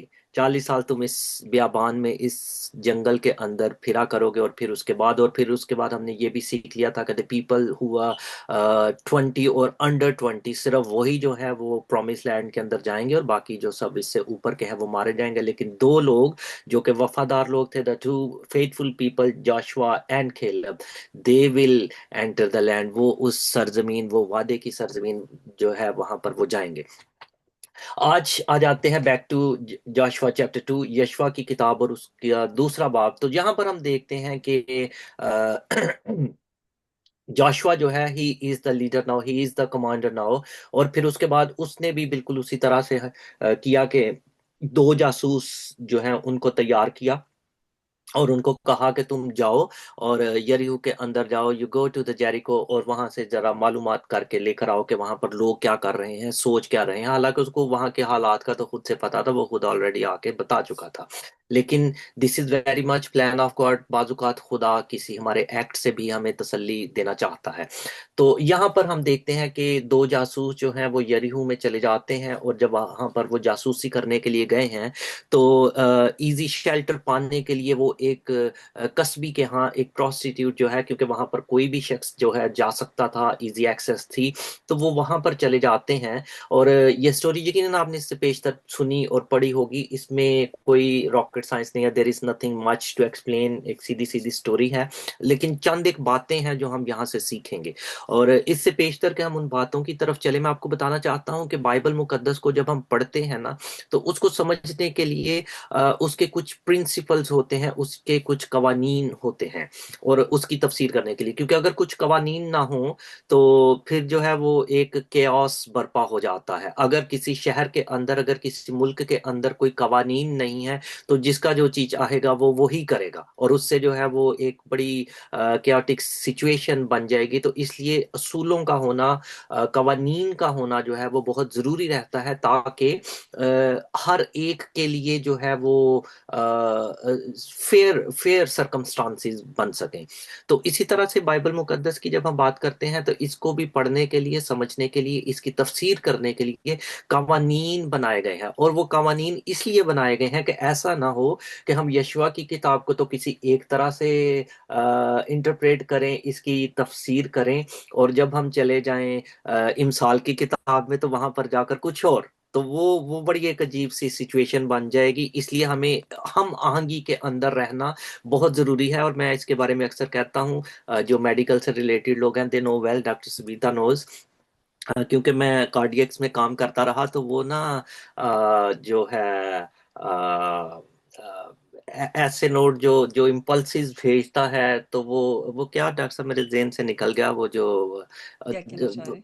Atria ventricle सारे अपनी अपनी जगह काम कर रहे हैं, जी फेलियर जी, जो होता है। एरिदमियाज हो जाते हैं ना, जब अगर नोड जी, अपने इम्पल्सेस सेपरेट एस भेजना शुरू जाए, क्योंकि बेसिकली दो नोड्स होते हैं, और प्राइमरी इनिशिएटर होता है वो एसए नोड होता है। जी अगर वो जी, इनिशिएट ना करे तो जो पूरे न्यूरॉन्स अपने होते हैं वो हेवायर चले जाते हैं, वो अपने अपने जनरेट करते हैं, और फिर एरिदमिया हो जाता है। इरिदमिया हो जाता है। ऐसे नोड अगर प्रॉपर से काम नहीं करेगा तो एट्रियाज अपनी जगह पे करते चले जाएंगे, और वेंट्रिकल जो है वो अपनी अपनी मर्जी से काम करेंगे, हम मांगी नहीं रहेगी और बंदा मर जाएगा। तो इसलिए उनको ऐसे नोड को फॉलो करना जरूरी रहता है कि किस टाइमिंग पे राइट एट्रिया ने कॉन्ट्रैक्ट करना है और रिलैक्स करना है, और फिर इसी तरह से लेफ्ट वाले, और फिर वेंट्रिकल्स। तो वो जो है ना वो अ, उसके रिदम के अंदर रहने के लिए बहुत जरूरी होता है। तो बाइबल मुकद्दस के लिए भी बहुत सारे ऐसे कवानीन हैं जिनको फॉलो करना जरूरी रहता है, और इसके मुख्तलिफ जोनराज हैं। और इसके जोनराज की जब बात की जाती है, तो ये आप आज के दौर में बड़ी आसानी से समझते हैं कि जब आप नेटफ्लिक्स देखते हैं तो उसके अंदर डिफरेंट जोनराज हैं, मूवीज या सीरीज जो रहती हैं, और जो भी आपको पसंद होता है फिर वो रेकमेंड करता है, वो रिकमेंडेशन आपको आती है नेटफ्लिक्स की तरह से। तो ये मुख्तलिफ जोनराज होते हैं। इसी तरह से जब हम बाइबल मुकद्दस की बात करते हैं, तो यहाँ पर भी मुख्तलिफ जोनराज हैं जिनको हमें अंडरस्टैंड करने के लिए आसानी मुहैया करते हैं। तो इसके अंदर जो डिफरेंट जोनराज हैं जो बाइबल मुकद्दस के अंदर, उसमें 10 जो है वो खास जोनराज हैं, वो मैं आपको यहाँ पर बयान कर देता हूँ। ऑब्वियसली हम उनको स्टडी नहीं करेंगे, क्योंकि ये पूरा एक सब्जेक्ट है, सेमिनरीज के अंदर पढ़ाया जाता है, जिसको हर्मेनेटिक्स कहा जाता है, इल्मुल तफसीर के तफसीर करने के लिए असूल कौन से रहते हैं। तो उन असूलों को फॉलो करने के लिए, उन प्रिंसिपल्स को फॉलो करने के लिए इन जोनराज को पहले क्रिएट किया गया है, कि ताकि एक जोनरा जो होगा उसके अंदर कौन से कवानीन जो है वो इस्तेमाल किए जाएंगे, वो फिर हमारे लिए आसानी बनती चली जाती है। तो जो 10 खास जोनराज हैं बाइबल मुकद्दस के, वो मैं आपको बयान कर देता हूँ। उनमें से एक है अपिसल्स, जो कि खतूत हैं, this is one of the जोनरा। जब हम खतूत की तफसीर करते हैं, तो फिर खतूत के अंदर जो कवानीन बनाए गए हैं, हम उन कवानीन का इतलाक करते हैं वहां पर, और फिर हम उसको अंडरस्टैंड कर पाते हैं। और फिर इसी तरह से एक और जोनरा जो है वो नैरेटिव रहता है। नैरेटिव यानी बयानिया कि हुआ क्या था। और ये जो है यशवा जहां पर जो हम पढ़ रहे हैं, this is just a narrative. ये याद रखिएगा कि ये एक नैरेटिव है, ये हमें बताया गया है, एक स्टोरी है कि उस वक्त में हुआ क्या था। जब बनी इसराइल मिस्र से निकल कर आए, पहले वो मूसा की क़ियादत में थे और फिर उसके बाद यशवा जो है खुदा ने उसको लीडरशिप के लिए तैयार किया। और जब लीडरशिप के लिए यशवा तैयार हो गया और फिर वक्त मुकर्रा पर मूसा को खुदा ने, हालात ऐसे बन गए कि मूसा को खुदा ने अपने पास बुला लिया। उसने कहा you can not enter the promise land and then Joshua who is ready now he will take over, he will command these people and he will guide them, he will take them to the promise land. तो ये एक जोनरा है narrative, और narrative को हम narrative के तौर पर ही पढ़ेंगे, इसके ऊपर कोई तालीम नहीं बनाई जाएगी। ये सिर्फ एक हमें सिखाया और बताया गया है कि किसी एक खास वक्त में हुआ क्या था। इसमें से हम बहुत सारी मोरल स्टोरीज निकाल सकते हैं, इसमें से बहुत सारे असबाक हम सीख सकते हैं, लेकिन इसके ऊपर कोई टीचिंग नहीं बनाई जा सकती। जब हम नैरेटिव की बात करेंगे, इसके ऊपर कोई टीचिंग नहीं बनाई जाएगी कि अच्छा जी ये इसमें ऐसे हुआ तो हम भी ऐसा कर सकते हैं। तो इसके अलावा जल्दी से अब मैं बयान कर देता हूँ बाकी जो योनराज हैं। वो है नैरेटिव के बाद एक्ट्स है, गॉस्पल है, पैराबल्स हैं, लॉ है, प्रोफेसी है, साम्स है, विजडम है और एपोकलिप्स है। तो ये सारे डिफरेंट जोनरास हैं और ये खास खास हैं जो बाइबल की तफसीर करने के लिए जो है वो हमारे पास मौजूद रहते हैं, ताकि हम बाइबल के असूलों को किस तरह से इस्तेमाल कर सकते हैं।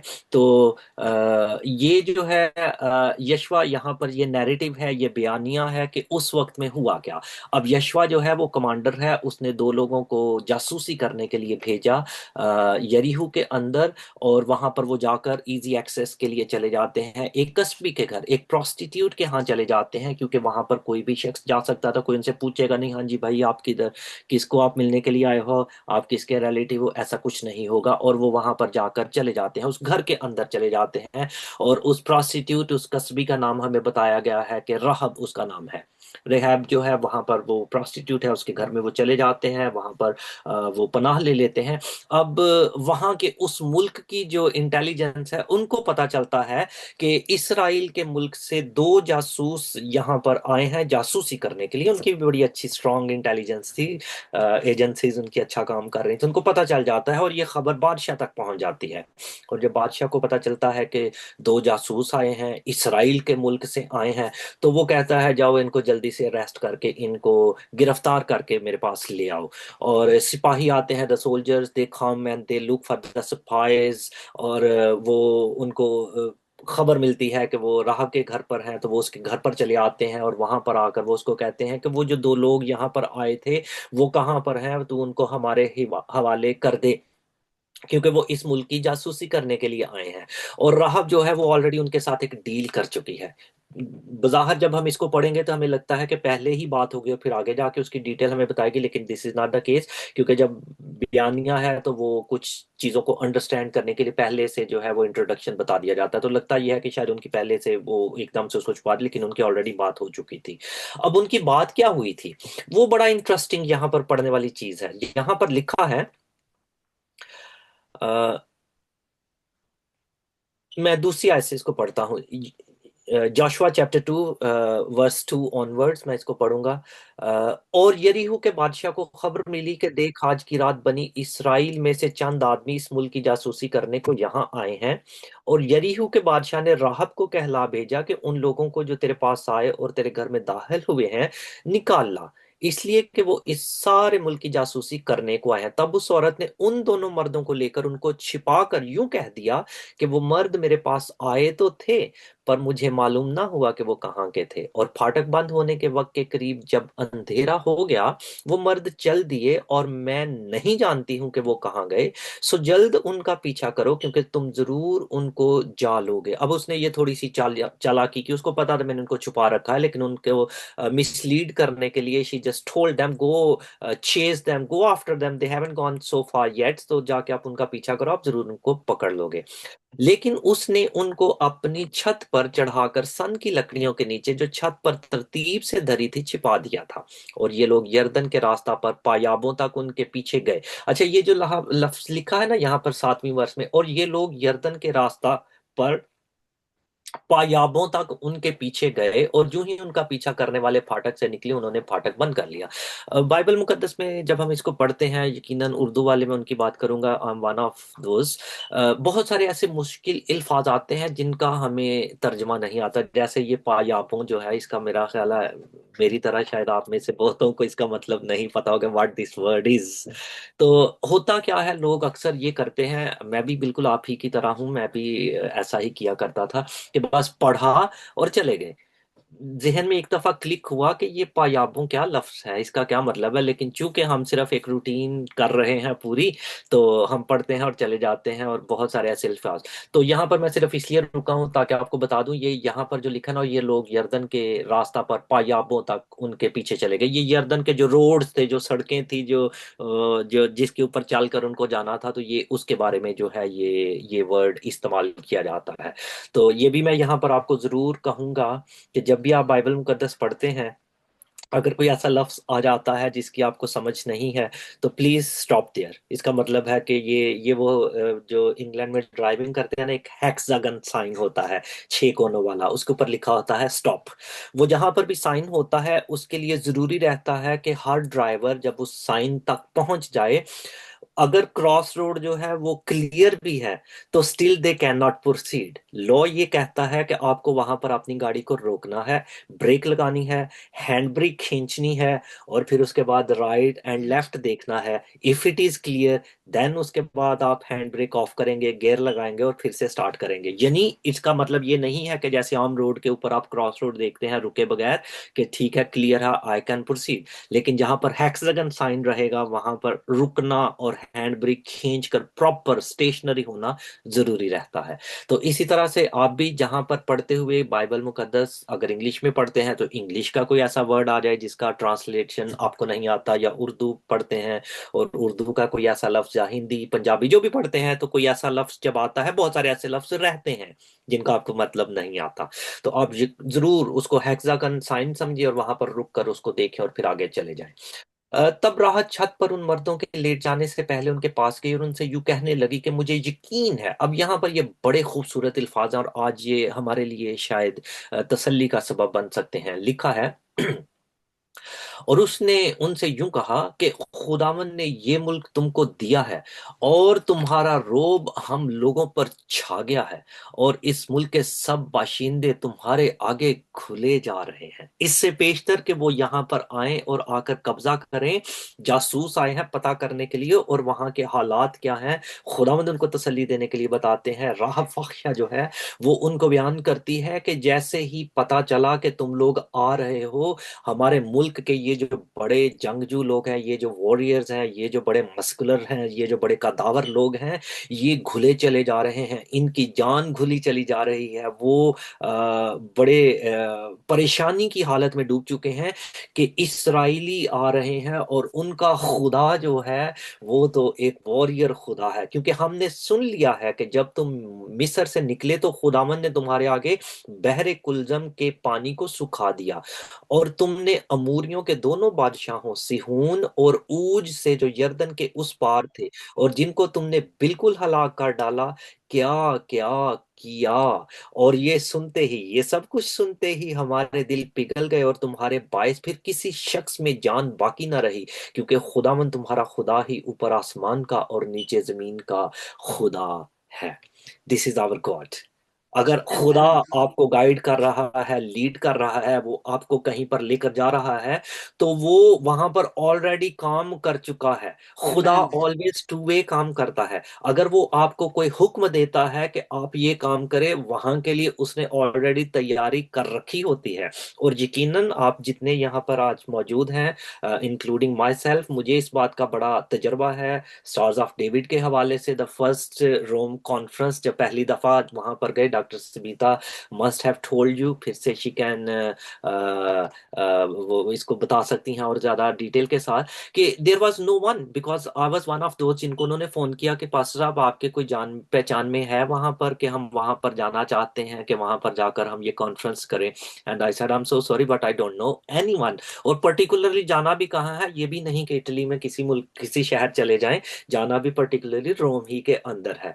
तो मैंने कहा हाँ, चंद एक थे जिनको मैं जानता था, बट वो तो रोम नहीं है, वो तो किसी और शहर में। उन्होंने कहा, हमें तो रोम ही में चाहिए। And this is plan of God. अगर खुदा ने उनके दिल में डाला कि आपने यहाँ पर ये जाकर काम करना है, she said this was act of obedience. उन्होंने ओबीडियंस में खुदा को कहा, okay Lord, if you have commanded me then I obey you, I will do that.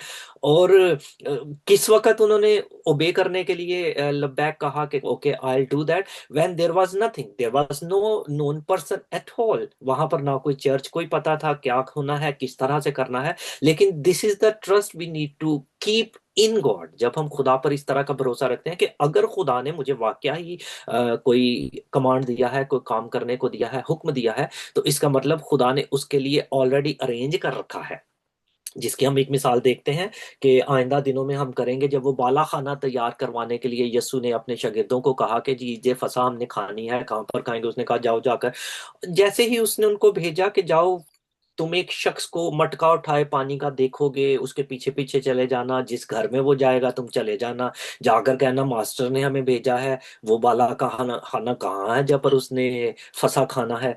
तो दिस इज प्लान ऑफ, खुदा ने हर एक चीज को तैयार कर रखा था पहले से ऑलरेडी। तो यहाँ पर भी बिल्कुल इसी तरह से हम देखते हैं कि वो जासूसी करने के लिए आए हैं, और राहब जो है वो अब उनको रिपोर्ट दे रही है। वो कहती है कि जब हमने तुम्हारा हाल सुना कि तुम्हारा खुदा कैसा खुदा है, वो कैसे तुम्हें जोर के साथ मिस्र से वहां पर आफात नाजिल करके ले आया है, बहरे कुलजम को उसने दो टुकड़े कर दिया और तुम उसमें से खुश्क जमीन पर होकर आ गए, फिरौन की फौजों को उसने पानी के अंदर गर्क कर दिया। और फिर उसके बाद हम देखते हैं कि आगे दो बादशाहों के यहाँ पर नाम उसने बयान किए कि उनका तुमने क्या हाल किया, बड़े जंगजू लोग जो थे वो तुमसे शिकस्त खा चुके हैं। तो अब हमारे जो वॉरियर हैं, हमारे जो पहलवान हैं, हमारी जो फौजें हैं, हमारे जो कमांडर हैं, उन्होंने जब सुना कि अब तुम यहाँ पर आ रहे हो, तो जिस तरह से ऊज का बादशाह और सेहून का बादशाह वो शिकस्त खा चुके हैं, हमारे warriors they are melting in their hearts. उनकी जान जो है वो घिरी चली जाती है। और मेरा ख्याल है कि शायद आपने कभी जो यहाँ पर मौजूद है इस चीज को महसूस किया हो कि जब सिचुएशन ऐसी इंटेंस हो जाती है, आप किसी परेशानी का शिकार बन जाते हैं, जब दुख की कैफियत बहुत ज्यादा बढ़ जाती है, तो आपकी जान, you feel like it's melting. मेरी जान जो है वो निकल रही है, you do not have the energy at all. तो ये उनकी सिचुएशन थी। और फिर उसके बाद वो कस्बी जो है वो उनको छिपा देती है छत के ऊपर। जो लोग आए हैं सिपाही, वो उनको वहां से दूसरी तरफ को रवाना कर देती है। और यहाँ पर हम देखते हैं कि उसने एक कॉन्ट्रैक्ट किया अब उन जासूसों के साथ। उसने कहा मैं तुम्हारी जान तो बचा दूंगी क्योंकि मैं जानती हूं कि खुदा तुम्हारे साथ है। And she was clever women, she was intelligent women, she knew. उसको पता था कि अगर ये लोग आए हैं तो इन्होंने अब इस मुल्क पर कब्जा कर लेना है। बाकी सबको भी पता था, बाकी सबकी भी जान घुली चली जा रही थी, but they did not act as they should have done. उसको उनको जैसे रिएक्ट करना चाहिए था, उनको जैसे अपने आप को उनके सामने बिछा देना चाहिए था, उनको इस बात को एक्सेप्ट कर लेना चाहिए था कि हाँ ठीक है, हम तुम्हारी अथॉरिटी मान लेते हैं, तुम्हारा खुदा सच्चा खुदा है, वो यकीनन तुम्हें फतह दे देगा। तो अब आसानी तो ये थी कि माफी मांग लो, सुलह कर लो, को क्या अच्छा यार ठीक है, okay you are coming, you are going to win this city और द कंट्री, लेकिन यार हमारे साथ कोई मुआहदा कर लो। लेकिन उन्होंने ऐसा नहीं किया। लेकिन this woman, she is very clever, she is very intelligent, she is very wise woman. She knew, उसने कहा मुझे पता है, I have come to know, मुझे इस बात की खबर हो चुकी है कि तुमने जल्द आना है और इसके ऊपर कब्जा कर लेना है। तो अब मैं चाहती हूं तुम मेरे साथ एक कॉन्ट्रैक्ट कर लो। उन्होंने कहा क्या चाहती है? उन्होंने कहा ठीक है, मैं अपने आप को तुम्हारे सामने जो है वो सरेंडर करती हूँ, मैं तुम्हारी अथॉरिटी को कबूल कर लेती हूँ, मान लेती हूँ, लेकिन इसके बाद अक्स मैं सिर्फ ये चाहती हूँ कि जब तुम लोग इस शहर पर कब्जा करने के लिए आओगे, जब इस मुल्क की बागडोर तुम संभाल लोगे, तो मुझे और मेरे घराने को कत्ल ना किया जाए, क्योंकि यही होना था। जब वो आएंगे वो आकर इस शहर के लोगों को कत्ल कर देंगे। उसने कहा हमारी जान बची रहे, ये कॉन्ट्रैक्ट कर लो, मैं तुम्हारी जान बचा लेती हूँ। और उन जासूसों ने कहा okay this is the contract. वो कॉन्ट्रैक्ट के अंदर चले आए, उन्होंने कहा ठीक है तुम्हारी जान बचा दे। और फिर उसके बाद उन्होंने एक मुआहिदा किया, उन्होंने कहा ठीक है जब हम चले जाएंगे यहाँ से, इस घर के अंदर, इस घर के अंदर जो जो भी तेरा मौजूद होगा, तेरे माँ बाप, तेरे भाई, जो भी तेरे खानदान में से इस घर के अंदर होगा, और ये एक लाल डोरी उसको उन्होंने निशान के तौर पर रख ली कि ये तो इस खिड़की में से जिसमें से उसने उनको नीचे उतारा था, इसको नीचे निकाल छोड़ना और जब हम अपने सिपाहियों को बता छोड़ेंगे, कमांडर्स को बता छोड़ेंगे कि जब हम इस मुल्क पर हमला करेंगे, जब यहाँ पर आकर लोगों को कत्ल करेंगे, तो इस खिड़की, जिस खिड़की से ये लाल डोरी निकली होगी, हम उस घर को छोड़ देंगे।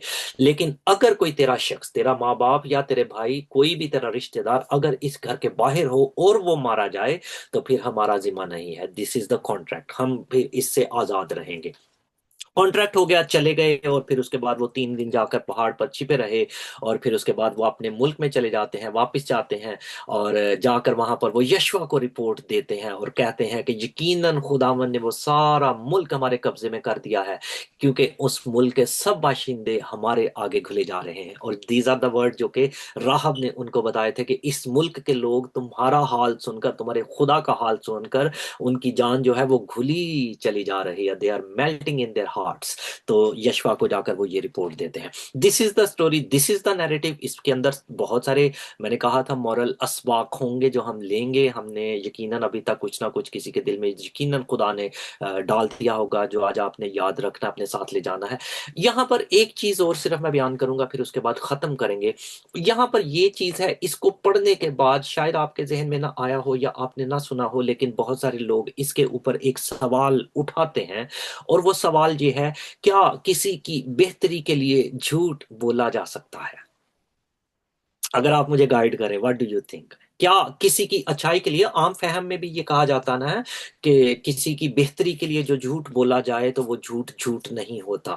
तो यहाँ पर हम देखते हैं बाइबल मुकद्दस के अंदर भी हमने देखा कि राहब ने एक्चुअली तो झूठ बोला था उन शख्सों को बचाने के लिए, उनको पता था खुदा इनके साथ है। तो व्हाट डू यू सजेस्ट? क्या किसी की बेहतरी के लिए, क्या किसी अच्छाई के लिए, क्या किसी अच्छे काम के लिए या खुदा के काम के लिए हम झूठ बोल सकते हैं? क्या हम ऐसा एक्ट कर सकते हैं? अपना माइक अनम्यूट करके आप बता दीजिएगा। And I am just asking A question. In this narrative, we just read that Rahab, she lied.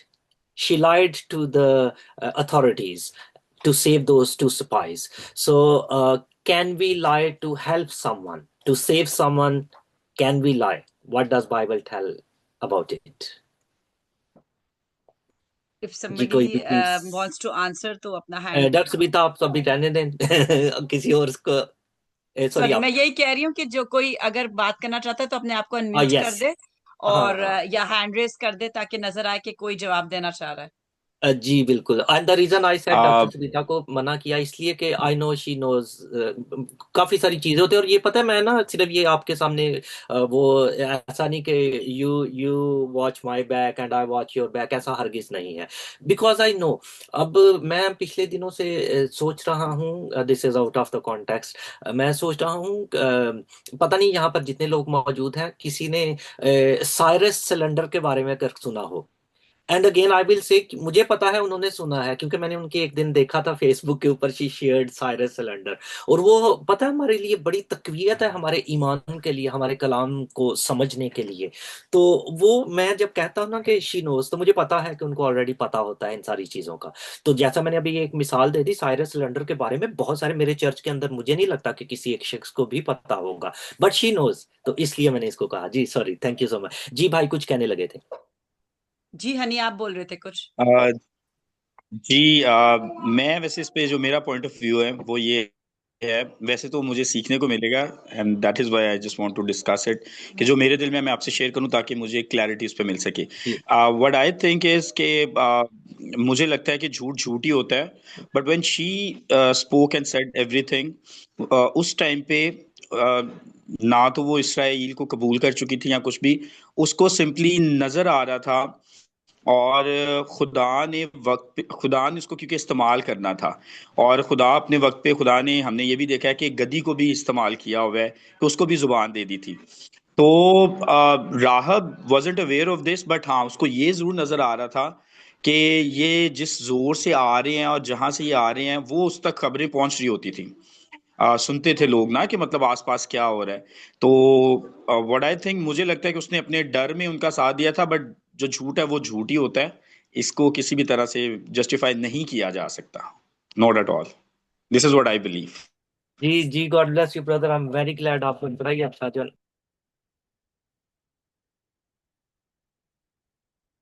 Sorry मैं सॉरी, जी सॉरी आपका हाँ माइक जी नहीं। जी हाँ जी, वो मेरे ना थोड़ा वो शोर हो रहा था, बच्चे उठ गए हैं, तो आई जस्ट थॉट कि मैं डोर बंद कर दूं। जी आपने बड़ा अच्छा खूबसूरत जवाब दिया है, and this is what we need to do. यहाँ पर अब ये याद रखिएगा कि मैंने बयान किया कि ये एक बयानिया है, ये एक नैरेटिव है कि उस वक्त में हुआ क्या था। इसके ऊपर हम कोई भी तालीम नहीं अखज करते, कोई तालीम नहीं बनाते। हाँ यहाँ पर राहब जो है उसने एक झूठ बोला, लेकिन इसके ऊपर हम कोई तालीम बिल्ट नहीं कर सकते। हम ये नहीं कह सकते कि बाइबल इसको इंडोर्स करती है कि हम किसी की अच्छाई के लिए झूठ बोल सकते हैं। ये इसलिए बाइबल के अंदर दर्ज कर दिया गया कि ये उस वक्त में वाकया हुआ था। इससे हम तालीम नहीं बनाते, ना कुछ अखज करते हैं। यहां पर हम तालीम नहीं बनाएंगे कि ओके क्रिश्चियनिटी के अंदर किसी की अच्छाई के लिए हम झूठ बोल सकते हैं। No this is not the case. खुदा झूठ झूठ होता है, उसको बिल्कुल इंडोर्स नहीं करता। तो फिर इसको समझकर इस वाक्य को हम कैसे जस्टिफाई करेंगे? अगर कोई शख्स हमें सवाल कर दे कि यार आपकी बाइबल के अंदर तो लिखा हुआ है उसने ऐसा किया, तो हम ऐसा क्यों नहीं कर सकते? तो यहाँ पर दो एक छोटी बातें हैं, सिर्फ उनको समझ लीजिएगा। आप देखें कि राहब है कौन। We are still talking about a prostitute. एक कस्बी है लेकिन अक्लमंद खातून है। और फिर उसके बाद वो कौन है? क्या वो इसराइली है? नहीं, ना तो वो इसराइली है, वो गैर कौम में से है। और वो एक ऐसे प्रोफेशन के अंदर है जहां पर उसकी कोई इज्जत नहीं है। अब हमें उस वक्त के हालात को समझने की जरूरत है कि उस दौर के अंदर खवातीन की इज्जत इतनी नहीं थी जितनी आज के दौर में है। जिस तरह से रिस्पेक्ट आज दी जाती है तब नहीं दिया जाता था, बल्कि उस वक्त में कहा जाता था। बल्कि ये मैं इसराइल की आपको बात बताने लगा हूं कि वो जो इसराइली मर्द हुआ करते थे वो शुक्र किया करते थे खुदा ने कि खुदावन तेरा शुक्र हो, तूने हमें एन गैन नहीं बनाया। जो उर्दू अलफ जिनको आती है, एन मतलब औरत, एन जो होता है लफ्ज बनाने के लिए, लिखने के लिए उसका जो हजी होती है, तो औरत, एन गैन नहीं बनाया। हम तेरा शुक्र अदा करते हैं, तूने हमें औरत पैदा नहीं किया और गैन गुलाम पैदा नहीं किया। तो अब आप कंपेयर करें कि औरत यानी गुलाम के लेवल के ऊपर है, और अगर गुलाम लौंडी है तो फिर तो वो और ज्यादा। तो ये जो है ना उस वक्त की हम बात कर रहे हैं, तो ये स्टिल एक कस्बी है जिसकी मुआशरे के अंदर बिल्कुल भी कोई हैसियत नहीं है, उसकी कोई इज्जत नहीं है। इसराइली जो है वो भी कहते हैं कि खुदावन तेरा शुक्र हो, तूने हमें औरत पैदा नहीं किया, लेकिन ये तो गैर कौम के अंदर से है। लेकिन उसने उसकी जो समझने की चीज है जो हमें यहां से लेने की जरूरत है, that is act of obedience. उसने ओबीडियंस शो की। उसको खुदा का कुछ पता नहीं है, उसको किसी ने टीच नहीं किया, उस तक अभी तक कोई भी जो है वो इवेंजलिज्म नहीं हुआ है। लेकिन जो कुछ उसने सुना, जो कुछ उस तक पहुंचा, उसने उसको एनालाइज किया, उसने सीखा, उसने कहा हालात क्या बन रहे हैं, ये लोग कैसे आ रहे हैं, कैसे खुदा, कौन समंदर में से गुजर सकता है, कौन समंदरों को सुखा सकता है? यकीनन सच्चा खुदा। कौन इन बड़े बादशाहों को, बड़ी फौजों को हरा कर आ सकता है? अगर ये कर रहे हैं तो इनका देवता यकीनन एक सच्चा देवता है, वो सच्चा खुदा है। और वो अपने आप को जो है वो उनके सामने जो है वो सरेंडर कर देती है, यानी वो अपने खुदा के सामने, वो खुदा के सामने खुद को सरेंडर कर देती है। The God she does not know, no. वो उस खुदा के सामने। लेकिन उसकी बात सुनकर ये आज हमारे लिए कितना आसान है कि हमें खुदा के बारे में कितना पता है, कितना हमें बताया जा चुका है, कितना हम पढ़ चुके हैं कि हाँ वो एक सच्चा वाहिद जिंदा खुदा है, Yesu Masih, he is the only saviour, सिर्फ वही। इन सारी बातों के बावजूद क्या हमारा एक्ट ऑफ ओबीडियंस राहब की तरह से है? क्या हम उस तरह से खुदा पर भरोसा करते हैं? नहीं। तो ये टीचिंग यहाँ पर नहीं बनाई जाएगी। हम हरगिज किसी की अच्छाई के लिए झूठ नहीं बोलेंगे, क्योंकि अगर खुदा कुछ करना चाहता है तो वो उस झूठ के बगैर भी उस काम को कर लेगा। लेकिन ये सिर्फ एक बयानिया है, ये सिर्फ उस औरत, क्या खुदा यरीहो को इनको कब्जे में नहीं देने वाला था? अगर वो उनको पकड़वा देती, अगर वो एक्ट ऑफ ओबीडियंस ना दिखाती, अगर वो झूठ ना बोल करके कुछ और बता देती, या उनको बता देती कि ये यहीं पर है, वो गिरफ्तार हो जाते, क्या खुदा इस कदर ताकतवर नहीं है कि जो समंदर के दो टुकड़े कर सकता है, जो यरू की दीवार को बगैर किसी चीज के गिराने वाला है? तो still he could do that, he could still do everything. लेकिन ये इस औरत का एक्ट ऑफ ओबीडियंस था। तो इसलिए इसके ऊपर कोई भी तालीम नहीं बनाई जाएगी कि हम झूठ बोल सकते हैं, या हमें बाइबल इस बात को इंडोर्स करती है कि yes we can lie for somebody's betterment. नहीं, this is not the case. ये याद रखिए कि राहब जो है वो स्टिल ए प्रोस्टिट्यूट है, गैर कौम में से है। लेकिन आप उसकी इंटेलिजेंस को समझने की कोशिश करें कि किस कदर वो वाइज है, कि वो हालात को दूर ही से उसने देख लिया कि क्या होने जा रहा है, और उसने अकॉर्डिंगली एक्ट किया। और ना सिर्फ अकॉर्डिंगली एक्ट किया, वो खुद बच गई, उसका खानदान जो था वो बच गया। और इन सारी चीजों से बढ़कर एक इतना बड़ा रिवॉर्ड उसको पता है क्या मिला? राहब को सबसे बड़ा रिवॉर्ड पता है क्या मिला? Her name is written Written. In the genealogy of Jesus Christ. Yes. यीशु मसीह के नस्बनामे, अब ये भी आपको पता होगा यकीनन कि नस्बनामे जो होते हैं उनके अंदर खवातीन के नाम दर्ज नहीं रहते। ये सिर्फ और सिर्फ मेरे और आपके मसीहा का नस्बनामा है जिसके अंदर खवातीन के नाम दर्ज हुए हैं। वहां पर 5 खवातीन के नाम दर्ज हुए हैं, जिनमें से 2 जो है, एक कस्बी है और एक जो है वो जिनाकारी के बाद वहां पर आई है। और ये खुदा हमें सिखाना चाहता है कि हम जो कि एक जिनाकार खातून से भी बुरी पोजीशन के हामिल हैं, हम में से हर एक को अपना पता है। मुझे अपना पता है, आपको अपना पता है। खुदा का कलाम हमें बताता है कि हमारे बड़े अच्छे रास्तबाजी के काम जो है वो भी खुदा की नजर में गंदी धज्जियों की मानित है। तो हम में से कोई अच्छा तो है ही नहीं। पौलुस जो कहता है वो कहता है मुझ पर कौन गुनाह साबित कर सकता है? मैं 8वें दिन मेरा खतना हुआ, मैंने सारी शरीयत को पूरा कर रखा, शरीयत के मुताबिक मेरे ऊपर कोई भी गुनाह को साबित नहीं कर सकता। लेकिन जब उसका इनकाउंटर होता है यस्सु के सामने, तो वो आकर कहता है मैं कमबख्त हूं, मैं इस कदर गुनहगार हूं, मैं इस कदर बुरा हूं। लेकिन जब हम खुदा के सामने आ जाते हैं तो फिर खुदा हमें उठाता है। ही लिफ्ट्स अस अप, वो हमें घूरे में से उठाता है, फिर वो हमें सरबुलंद करता है, वो शहजादों के साथ, बादशाहों के साथ हमें बिठा देता है। और बिल्कुल उसकी एक मिसाल आज जहां पर हमने पढ़ी, राहब जो कि एक प्रोस्टिट्यूट है, उसको कहां से, गैर कौम से खुदा चुनता है, उसको वहां से उठाता है, और फिर उसके बाद यीशु मसीह के नस्बनामे के अंदर उसका नाम दर्ज कर दिया जाता है। Hallelujah. खुदा आपसे और मुझसे इस कदर मोहब्बत करता है। इस कलाम के वसीले से जो कुछ भी खुदा ने आज आपके साथ कलाम किया है, सिखाया है, उसको अपने साथ रखिएगा, अपने जहन में रखिएगा, मेडिटेट कीजिएगा, दूसरों के साथ शेयर कीजिएगा। खुदा इस कलाम के वसीले से हम सबको बड़ी बरकत बख्शे। God bless you all. Thank you so much, Pastor Ajmal. Really, I thoroughly enjoyed. और मेरे लिए जो सीखने की बात थी वो ये थी, मतलब नॉलेज की बात ये थी इसमें कि मुझे एन गैन के बारे में नहीं पता था। तो ये बात मुझे आज पता चली। इट इज वेरी इंटरेस्टिंग कि लेकिन बेसिकली खुदावंद हमारा जो है वो तरफदार नहीं है। वो किसी एक जेंडर का भी तरफदार नहीं है, ना वो आदमी का तरफदार है, ना वो औरत का तरफदार है। वो तरफदार है सच्चाई का। और जैसे कि आपने सिखाया, ये हमने डिस्कस भी किया कि क्या झूठ बोलना सही बात है। तो जैसे कि ये जब आज मीटिंग शुरू हुई थी तो मुझे जो पैसेज मिला, जो हम हर उसमें शेयर करते हैं, जो खुदावंद मेरे दिल में पैसेज डालते हैं कि ये जरूर पढ़ा जाए, वो मिसाल 6 बाब था, जिसमें कि यही बात हम देख रहे थे कि 7 चीजें हैं जो खुदावंद को नापसंद है। तो उनमें से एक है झूठी जुबान। तो एक चीज जब खुदावंद को नापसंद है तो खुदावंद जो है वो उसकी 2 जुबान नहीं है, उसकी एक ही जुबान है। वो एक जगह ये नहीं कहेगा कि झूठ बोलना गुनाह है, और दूसरी जगह कहेगा नहीं नहीं, तुम मसलहत के तहत झूठ बोल सकते हो। तो this is what we need to learn about our God, and then we need to practise it, because loves, जैसे कि हम, अगर ये म्यूट होता तो हम पास्टर अजमल की आवाज नहीं सुन सकते। मेरा कई दफा होता है म्यूट और मैं बात कर रही होती हूँ, लोगों तक आवाज नहीं जाती, फिर कोई मुझे कहता है, लिख देता है कि आपकी आवाज नहीं आ रही।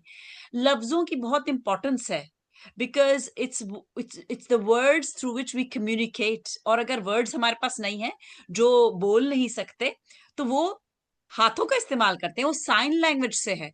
जो देख नहीं सकते, अगर उनको पढ़ना है, कुछ नॉलेज हासिल करनी है, तो वो हाथों का इस्तेमाल करते हैं, और वो उस तरह से वो पढ़ते हैं। वो बोल तो सकते हैं, लेकिन नॉलेज के लिए उनको, क्योंकि वो उनको देख नहीं सकते, और तो जाहिर सी बात है, उनको नॉलेज अगर हासिल करनी है तो वो फिर हाथ इस्तेमाल करते हैं, ब्रेल पढ़ के। जो जैसे मेरी नानी पढ़ती थी, और मेरी नानी के पास ब्रेल थी, और हर जो एक बुक है वो सेपरेट इतनी इतनी मोटी थी, बिकॉज मोटे हरूफ, मोटे डॉट्स होते हैं। तो पूरी जेनेसिस इतनी मोटी मैंने तो कभी नहीं देखी, लेकिन ये कि मेरी मदर बताती हैं कि हर कोई 66 बुक्स उनके पास ब्रेल की सूरत में थी, और वो पढ़ती थी हाथ से, और उन बच्चों को बिठा के कहती थी, अब सुनो, तुमने सुनना है। This is how she taught her children. और जो साम 6 है, सॉरी प्रोब 6 है, मिसाल 6 है, छठा बाब में हम जब शुरू ही पढ़ते हैं तो उसमें अल्फाजों की अहमियत के बारे में बताया गया है कि अगर आप किसी ने के साथ कमिटमेंट कर ली, अल्फाजों से ही हम कमिटमेंट करते हैं, और हम उनको इतना अलगर्जी से लेते हैं कि हमने किसी के साथ कहते हैं हाँ हाँ ठीक है ठीक है, हम आएंगे, हम मीटिंग में जरूर आएंगे, उसके बाद या हम चर्च जरूर आएंगे या वट, तो उसमें वो फिर भूल जाते हैं और नहीं आते, या कोई प्रॉब्लम हो जाती, नहीं आते, लेकिन फिर वो इन्फॉर्म भी नहीं करते कि हमने तो कमिटमेंट की थी, हम नहीं आ सके, क्योंकि we are in a world where emergencies can happen, we are in the flash, हमारी किसी को जरूरत पड़ सकती है और हम हो सकता है एब्सेंट हो जाएं, जो कि डेफिनेटली मैं भी हो सकती हूँ चर्च से absent, which happens at times. लेकिन अगर हम इन्फॉर्म किए बगैर गायब हो जाएं और फिर हम अपने कमिटमेंट का पास नहीं रख रहे, और फिर हम बेसिकली लफ्जों की इंपॉर्टेंस नहीं जान रहे, और खुदावंद हमें लफ्जों की इंपॉर्टेंस ही समझाना चाहता है कि बाइंड, हमें वर्ड्स बाइंड कर देते हैं। जैसे कि सबसे बड़ा बाइंडिंग है हमारे लिए शादी, हम अल्फाजों से उस वक्त ओथ लेते हैं, एक कॉवेनेंट के में एंटर होते हैं, और वो वर्ड्स हमारे लिए बाइंडिंग होते हैं। लेकिन कईयों के लिए वो बाइंडिंग नहीं होते, तो क्या होता है, वो छोड़ देते हैं उसको, वो कहते हैं ओके, ये नहीं कोई और सही, कोई और नहीं कोई और सही, और उसमें गलती जो होती है हमेशा दूसरे पार्टनर की होती है। कभी आदमी औरत पे ब्लेम दे देती है, कभी औरत आदमी पे, एक दूसरे पे ब्लेम देते हैं, और नोबडी सेज कि नहीं मैं गलत था या मैं गलत थी। तो this is the deep importance of words that God reveals, कि हम तो झूठ फिर भी बोल ही लेते हैं। मैं कन्फेस करती हूँ कि मैं भी बहुत दफा झूठ बोल लेती हूँ, लेकिन यीशु, जब हम माफी मांगते हैं, क्योंकि पाक रूह हमें पिंच करता है, और फिर हमें जब पिंचिंग होती है तो हम जब दुआ करते हैं तो हम माफी मांगते हैं, और अगर नहीं मांगते तो मांगनी चाहिए, बिकॉज मैं माफी मांगती हूँ and then I am renewed, क्योंकि वो पाक था, उसने गुनाह नहीं किया, that is why he is called the word, He's called the word and the word was made flesh। तो शुक्र करते हैं इस यीशु का जो हमारा वैलेंटाइन है। और जो खास बात एक और आज है कि आज स्कूल में हमारे कम्युनियन का बंदोबस्त हुआ है, और इस वक्त हम पाक शाह में शमूलियत करेंगे। हम यहाँ पे जो दूर बैठे हैं, this is time to participate in the communion, जो कि आखिरी फसा जो कि यीशु ने अपने शागिर्दों के साथ ली, और कहा कि मेरी यादगारी में ऐसा ही किया करो, जो हम संडे के दिन जो है चर्चेज में जाते हैं। लेकिन ये ममानियत नहीं है कि आप घरों में या कोई और इबादत गाह में कम्युनियन नहीं सर्व कर सकते, ऐसा कहीं लिखा नहीं। और पास्टर जी मुझे करेक्ट करें अगर कहीं लिखा है और मैं चूक रही हूँ बाइबल में, तो प्लीज इस वक्त मुझे जमात के सामने आप करेक्ट कर सकते हैं। जी हरगिज नहीं, बल्कि इसके साथ थोड़ा सा मैं आपको बयान कर दूं जो मैंने सीखा सेमिनरी के अंदर। This is not only me, बहुत सारे और भी पास्टर्स और जो लोग हैं इस बात को इंडोर्स करते हैं कि हर सर्विस के अंदर अगर मुनासिब मुमकिन हो सके तो कम्युनियन होनी चाहिए। और ना सिर्फ ये, बल्कि आप अपने घरों के अंदर जो है कम्युनियन, और the head of the family जो है, जो कि हस्बैंड की जो पोजीशन रहती है under the authority of Jesus Christ, he can serve the communion to his family. So this is what I learned. I agree with. Thank you so much पाजी। और ये बात अगेन सीखने की थी कि मुझे ये नहीं पता कि जो वो है ये गाइड करते हैं कि घरों में जो हेड ऑफ द फैमिली है वो दे सकते हैं, लेकिन इस वक्त मैं रूह की बात आपसे शेयर करूंगी। और कोई इसको वही बात है कि इसको कोई मेरी अथॉरिटी समझ, इसको कोई फाइनल अथॉरिटी समझ के इसको प्रैक्टिस ना करना शुरू कर दे, क्योंकि जो एक बात खुदावंद रूह में किसी को कहता है वो उस वक्त के लिए होती है, या उस मजलिस के लिए होती है, या उस पर्टिकुलर इवेंट के लिए होती है, उसको हम रेगुलराइज नहीं कर सकते। तो मैं जब प्रेयर में थी तो मुझे गाइड हुआ, जो आज की कम्युनियन होगी उसमें 2 मेल्स हैं जो हमें जो वहां पे कम्युनियन सर्व करेंगे। ब्रेड जो है वो हनी सर्व करेंगे, और वाइन जो है वो डैनियल सर्व करेंगे। अब ये कोई पास्टर्स नहीं है, और लेकिन ये डेफिनेटली अपने घर में हेड है, because both are married and they are head of the house. और basically out of the two, God put in my heart and the spirit that honey will be serving the bread and Daniel will serve the wine, because honey is the lead worshipper in Stars of David, and stars of David की foundation है साम 22:3 that God is enthroned on the praises of his people. इस वक्त हमारे साथ एक और worshipper जो लीड कर रहे हैं एसओडी में, वो कोयटा से मौजूद हैं, शुएब। टू डेफिनेटली इसमें as because he is not in Lahore, he can not participate, लेकिन मुझे रूम में गाइडेंस हुई कि उसकी अवेलेबिलिटी देखते हुए, एंड ही इज अवेलेबल। मैंने पूछा था if you are available, because our God is a God of agreement and not a God of compulsion. तो वो परस्तिश करेंगे पीछे, और हम परस्तिश में अपनी आंखें बंद करके खुदावन के हुजूर अपने आप को अपने दिलों को तैयार करेंगे, जबकि जो मौजूद हैं फ्लैश में वो सब जो है वो कम्युनियन डिस्ट्रीब्यूट करेंगे। और मैं इसमें एक रिक्वेस्ट कर दूं एक बार फिर कि जो मौजूद हैं, अगर आप लोग दिल से तैयार होके नहीं आए, मैंने ये शेयर कर दिया था ग्रुप में कि कम्युनियन सर्विस है, अगर आप समझते हैं कि आज आपकी तैयारी नहीं है तो प्लीज कम्युनियन ना लें, बिकॉज ये कम्युनियन जो है फिर पास्टर भी जब हमें कम्युनियन सर्व होती है तो यही कहते हैं कि अगर आप तैयार हैं, तो तैयारी सिर्फ मैं ही जान सकती हूँ कि मैं तैयार हूं या नहीं। मैं अपने हस्बैंड, अपने भाई, अपने बेटा, अपनी बेटी के लिए भी नहीं कह सकती कि ये तैयार हैं या नहीं। तो हर कोई अपने दिल को जांचे और ये समझ ले कि वो तैयार है या नहीं। और मैं अब रिक्वेस्ट करूंगी कि पास्टर अजमल को प्लीज आप इसको यहाँ से, because we are not limited in the spirit, or since you are the head or since you are the servant of God and you are head, you're chosen as a head, as a pastor, तो kindly इसमें जो भी जिस तरह से communion के जो अल्फाज होते हैं खास, वो आप बोलेंगे, और डैनियल और हनी जो है वो इसको जो है फॉलो करेंगे, and then they will break the bread and they will be serving the bread and the wine. जी जी, थैंक यू सो मच। हम अपने सरों को झुकाएंगे, छोटी सी दुआ करते हैं, फिर उसके बाद हम इस रस्म की तरफ चलेंगे, इस सैक्रामेंट की तरफ चलेंगे। हालेलुया। प्यार से भरे हुए सच्चे जिंदा खुदा, हम तेरा शुक्र अदा करते हैं जो हमसे प्यार करता है, तेरे बेटे यस्सु के लिए जिसको तूने भेज दिया ताकि उसके वसीले से हम तुझ में हमेशा के लिए सील कर दिए जाए, हम तुझ में महफूज कर दिए जाए। खुदा, आज की इस सारी इबादत के लिए, सारे प्रोग्राम के लिए, सारी मीटिंग के लिए, खुदा इन सारे मीन्स के लिए और इन सारे वफादार लोगों के लिए खुदा हम तेरा शुक्र अदा करते हैं। खुदा जबकि खास तौर पर इस सैक्रामेंट में शमूलियत की जाने वाली है, खुदा ये वो सैक्रामेंट है जो यीशु मसीह ने खुद से स्टैब्लिश किया, हमें हुक्म दिया। खुदा हम ताबेदारी के तौर पर खुदा जब इसको मनाते हैं, जब हम इस खून और गोश्त की खुराक को लेते हैं, तो खुदा तू हमें ये रिवील करना कि हम यीशु मसीह को हकीकी तौर पर जान सके, उससे पूरे तौर पर अपना कफारा मान सके, क्योंकि उसी के वसीले से, उसी के खून और गोश्त के वसीले से हमें रहाई और मुखलसी दी गई है। खुदा जब इस बदन और खून की खुराक को लिया जाता है तो खुदा इसके लिए भी हम तेरा शुक्र अदा करते हैं, क्योंकि हम तो इस लायक नहीं कि वो टुकड़े जो तेरी मेज पर से गिरते हैं उनको चुने, लेकिन खुदा तू हमें मेज पर बिठाकर खिलाता और पिलाता। इन सारी चीजों के लिए, इन सारी प्रिविलेजेस के लिए खुदा हम तेरा शुक्र अदा करते हैं यस्सु के नाम में, आमीन। हमारे मुनज्जी और यीशु मसीह की दावत है कि ए मेहनत उठाने वालों और बोझ से दबे लोगों, सब मेरे पास आओ, मैं तुमको आराम दूंगा। खुदा ने दुनिया से ऐसी मोहब्बत रखी कि उसने अपना इकलौता बेटा बख्श दिया, ताकि जो कोई उस पर ईमान लाए हलाक ना हो बल्कि हमेशा की जिंदगी पाए। पौलुस रसूल फरमाते हैं, ये बात सच और हर तरह से कबूल करने के लायक है कि मसीह यीशु गुनहगारों को निजात देने के लिए दुनिया में आया।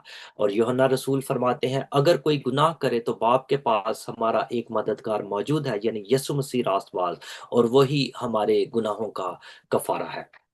और खुदा के कलाम के अंदर लिखा है, पौलुस रसूल जब करंथियों को खत लिखते हैं तो कैटेगोरिकली वहां पर वो इस बात का बयान कर देते हैं, कहते हैं, क्योंकि ये बात मुझे खुदावन से पहुंची और मैंने तुमको भी पहुंचा दी कि खुदावन यीशु ने जिस रात वो पकड़वाया गया रोटी ली।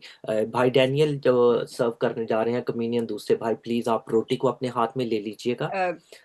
हनी प्लीज ब्रेड को ले ले अपने हाथ में, और डैनियल आप जी कप को वाइन आप को ले ले ले। लीजिए, और जब हम इसको करेंगे तो फिर आप रोटी को तोड़ दीजिएगा और फिर उसके बाद आप सर्व कर दीजिएगा इस कम्युनियन को। और जैसा हमारा पैटर्न है लंदन में, यहाँ पर हम करते हैं कि पहले हम सर्व कर देते हैं सबको, आप अपने हाथ में रखिएगा रोटी और शीरा जब आपके पास आ जाए, और फिर उसके बाद जब सबके पास पहुंच जाए फिर आप सब इसमें शमूलियत कीजिएगा। तो जिस रात वो पकड़वाया गया उसने रोटी ली और शुक्र करके तोड़ी। आप रोटी को भाई तोड़ दीजिए।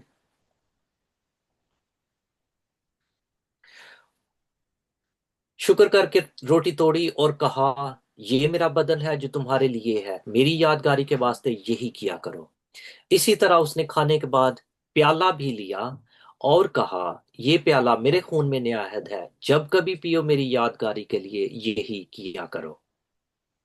क्योंकि जब कभी तुम ये रोटी खाते और इस प्याले में से पीते हो तो खुदावंद की मौत का इजहार करते हो जब तक कि वो ना आए।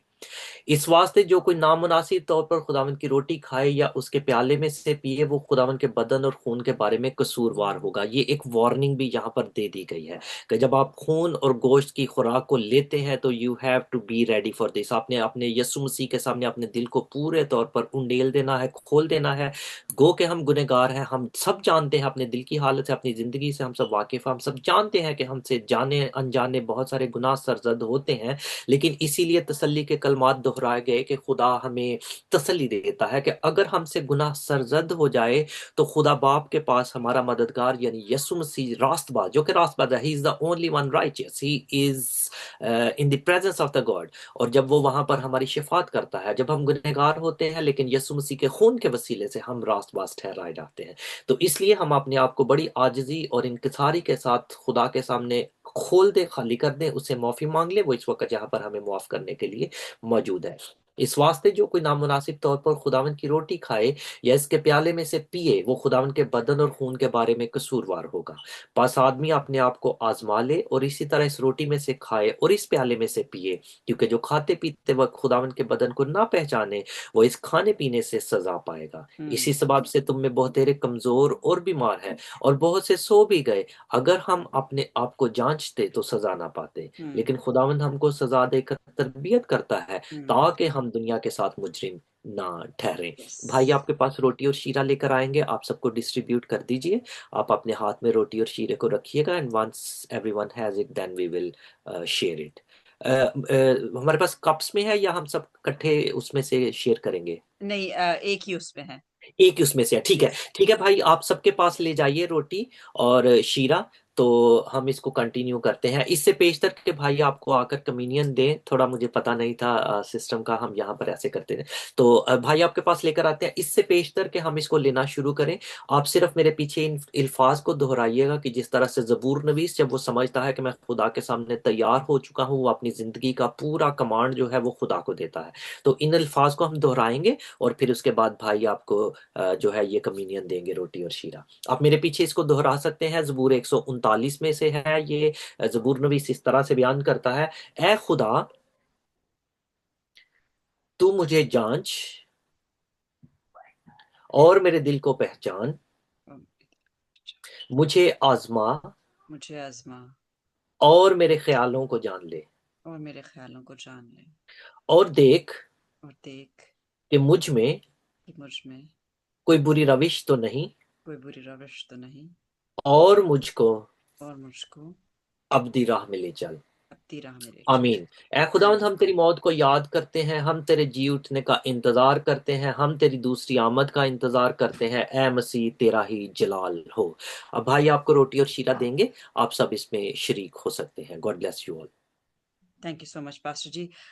हम बड़ी संजीदगी के साथ इस वक्त एक गीत में सुनते हुए, जब तक कि ये डिस्ट्रीब्यूट हो रही है, हम खुदा उनके हजूर झुके रहेंगे। और मैं शुएब को रिक्वेस्ट करूंगी कि प्लीज हमें रूम में आगे बढ़ाएं। उनका शुक्र ऊपर इसमें हम गीत गाएंगे, आरास्ता हुए मेरी जान। तेरा शुक्र। आरास्ता हो ए मेरी जान, ये भी चाहे अब दस्तरखान, जांच अपने को आरास्ता हो, खुदावन की ज़ियाफ़त को, खुदावन में हूँ खता का और हूँ हर बात में गुनहगार, मैं बुरे पेट की डाली हूँ और अच्छे पर से खाली। तू अपने का महफाज से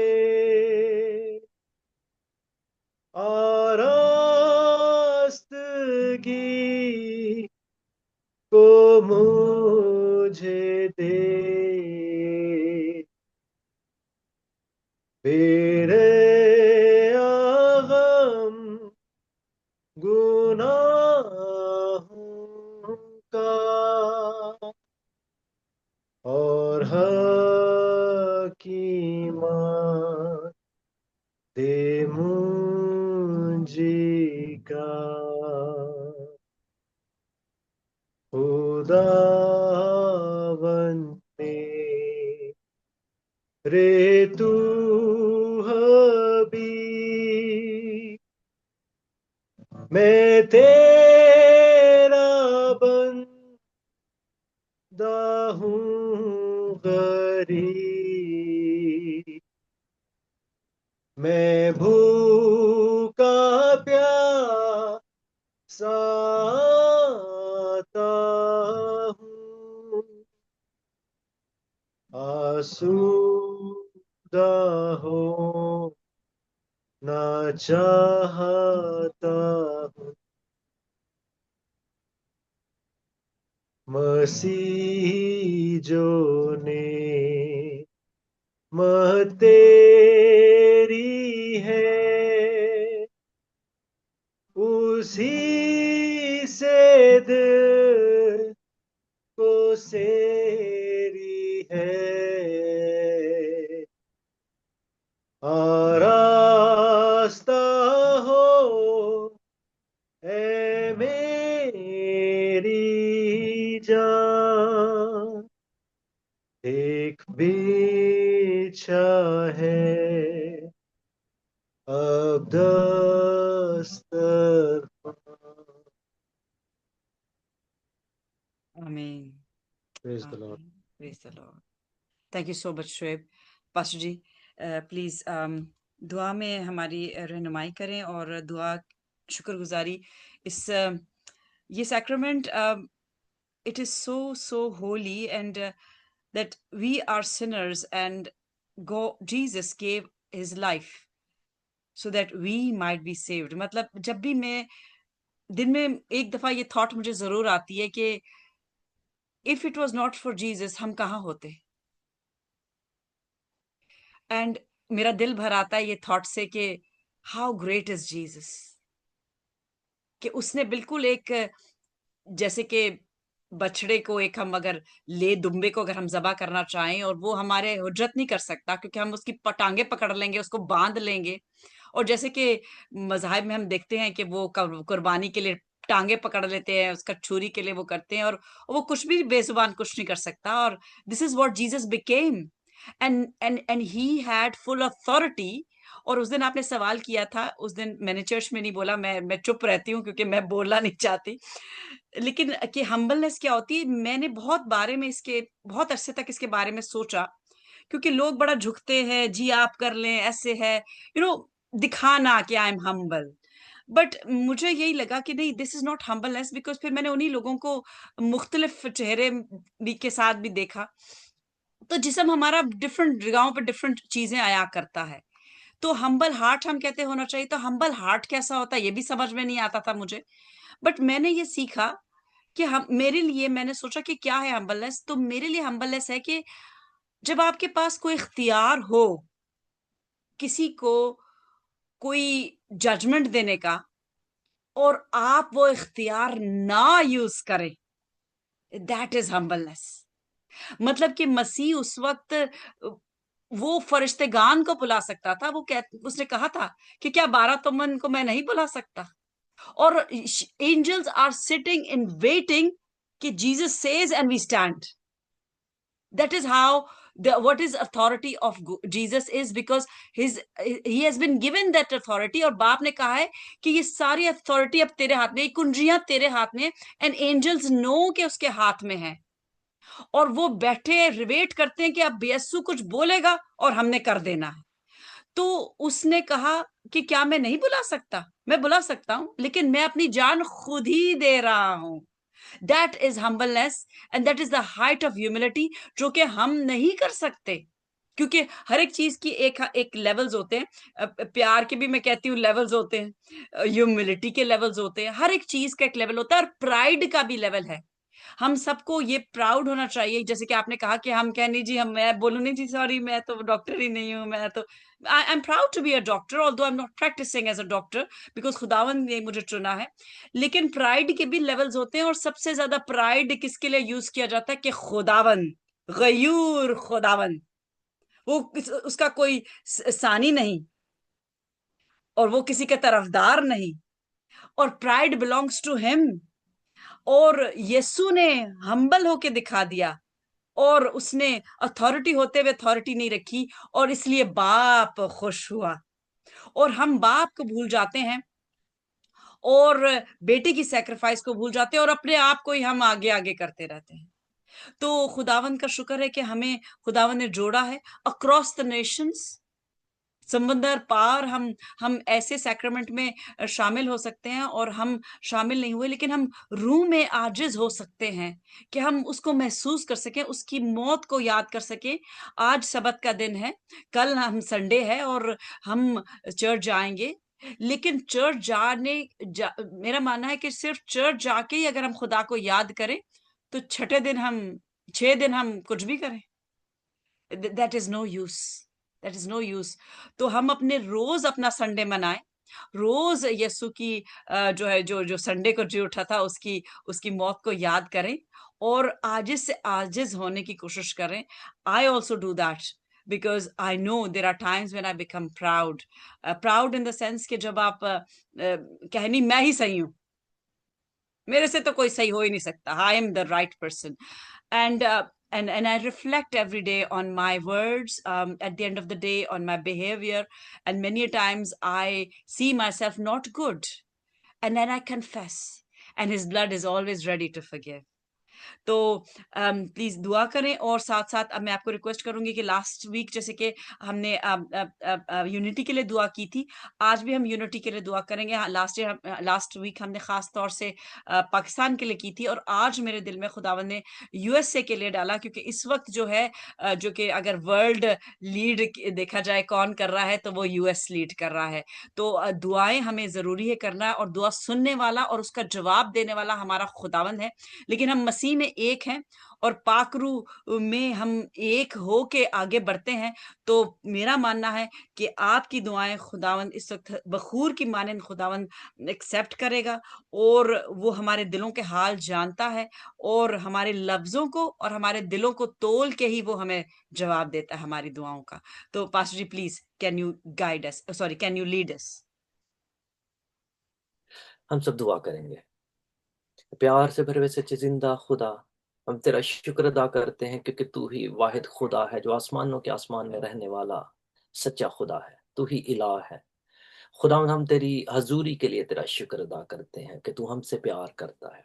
खुदावंद इन सारे मीन्स के लिए तेरा शुक्र अदा करते हैं. गो कि खुदावंद हम जिसमें एक दूसरे से दूर हैं, लेकिन खुदावंद हम रूह में तेरे पास तेरे सामने मौजूद है. तेरी हजूरी हम सब के दरमियान में मौजूद है. खुदावंद इन सारी बातों के लिए तेरा शुक्र अदा करते हैं. खुदावंद आज की सारी वर्शिप के लिए तेरा शुक्र अदा करते हैं जो की गई है.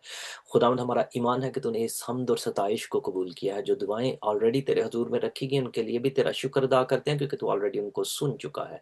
खुदावंद कलाम जो सुनाया गया और सुना गया इसके लिए भी हम तेरा शुक्र अदा करते हैं जो तेरी पाक रूह की गाइडेंस में खुदा सुनाया और सुना गया है। खुदा मैं खास कर इन तमाम तर वफादार लोगों के लिए खुदा मैं तेरा शुक्र अदा करता हूँ जो इस वक्त अपना वक्त निकाल कर खुदा तेरी हजूरी में बैठे हुए हैं। और खुदा हम जानते हैं कि इन सब के लिए खुदा तेरे पास बहुत बड़ा रिवॉर्ड जो है वो महफूज है, और वो रिवॉर्ड ऐसा है जिसको कोई ना चुरा सकता है, ना ही उसको कीड़ा खराब करता है।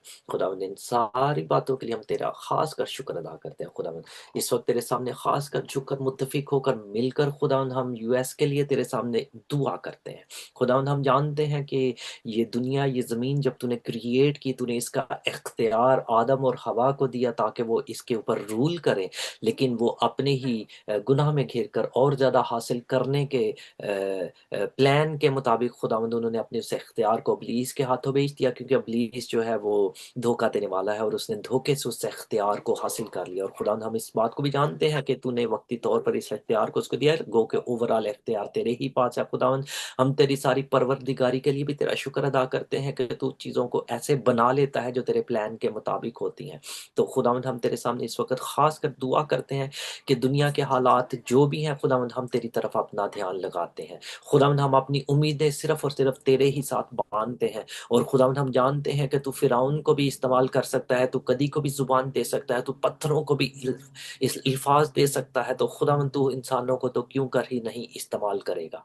खुदावंद हम इस वक्त तेरे सामने खास कर इल्तिजा करते हैं कि खुदावंद दुनिया में जो कुछ भी हो रहा है खुदावंद तू उन सारी चीज़ों पर कादिर खुदावंद है। बाज़ चीज़ों को तू होने देता है, बाज़ चीज़ों को तू जल्द दुरुस्त कर देता है।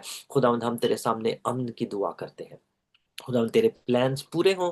और खुदावंद खास कर अमेरिका के लिए तेरे सामने इल्तिजा करते हैं कि खुदावंद तू उस मुल्क को जो कि इस वक्त दुनिया को लीड कर रहा है, जो सुपर पावर है, खुदावंद तू वहाँ पर उनमें काम कर, अपना पाखरू वहाँ पर आए खुदावंद, खुदा मुहैया कर उस कैबिनेट को जो सारे दुनिया के लिए प्लान्स बनाते हैं, इंतजामात करते हैं, रूल्स क्रिएट करते हैं। और खुदावंद इसी तरह से उस मुल्क के प्रेसिडेंट के लिए, डोनाल्ड ट्रंप के लिए भी तेरे सामने दुआ करते हैं। खुदावंद हम नहीं जानते कि खुदावंद तू उसको किस किस तरह से इस्तेमाल कर रहा है और करेगा। खुदावंद वो के जब चीज़ें नज़र आती हैं हमें लगता है कि शायद वो अच्छा शख्स है, या बाज़ औक़ात लगता है अच्छा शख्स नहीं है, लेकिन खुदावंद हम अपनी सारी उम्मीदें और भरोसा तुझ पर रख देते हैं, क्योंकि बेशक। खुदावंद तू जानता है, तू अच्छे को भी इस्तेमाल कर सकता है, तू बुरे को भी ओह इस्तेमाल कर यस सकता है, लॉर्ड। लेकिन खुदावंद हम चाहते हैं कि हर एक रूह तुझ में महफूज की जा सके, ताकि खुदावंद रूहों का ज़िया ना हो, बल्कि खुदावंद इससे पेशतर के यीशु मसीह अपनी दुल्हन को लेने के लिए आए, या खुदावंद मौत हमें इन बंदों से जुदा करे। खुदावंद हम पूरे तौर पर अपनी डेस्टिनेशन का तयन कर चुके हों कि हमने कहाँ पर जाना है, हमने अपनी इटर्निटी तेरे साथ गुजारी है। तो इसलिए खुदावंद हम उस मुल्क के लिए, पूरी दुनिया में खुदावंद तमाम तर जानों के लिए, लोगों के लिए खुदावंद तेरे सामने दुआ करते हैं कि खुदावंद तू लोगों में काम कर, उनके दिलों को तैयार कर, उनकी रूहों को तैयार कर, ताकि वो यीशु मसीह को जाने और उसी को अपना निजात दहिंदा, उसको अपना कफारा, अपना सेवियर तस्लीम करें, ताकि खुदावंद बहुत सारी रूहें जाने बच सके। इसी तरह से खुदावंद मुल्क के लिए, यूएस के लिए, प्रेसिडेंट के लिए, बाकी सारे हुकाम के लिए, आला हुक्मरानों के लिए खुदा हम तेरे सामने दुआ करते हैं। तो अपना पाकरू उनको ताकर अपने खुदा खौफ उनके दिल में डाल, ताकि खुदा वो तेरी मर्जी में, तेरे खौफ में रहते हुए खुदा सारे इंतजामात कर सके, और इन सारी चीज़ों से खुदा तेरी मर्जी पूरी हो, तेरे बेटे यस्सु के नाम को जलाल मिले, और आलमगीर कलीसिया जो कि खुदा तेरी दुल्हन है, तेरी ब्राइड जो है वो खुदा तैयार होती चली जाए, ताकि खुदा जब दुल्हा लेने के लिए आता है तो हम सब उसके हजूर में पहुंचाए जा सके, यस्सु मसीह के कादिर और जलाली नाम के वसीले से, आमीन। आमीन आमीन। अब हम इख्तिताम की तरफ हैं, और इख्तिताम में मैं रिक्वेस्ट करूंगी हिना को कि हिना प्लीज आप आएं और दुआ रुबानी में हमें लीड करें, और उसके बाद pastor Ajmal if you can हमें कलमात बरकत से रुखसत कीजिएगा।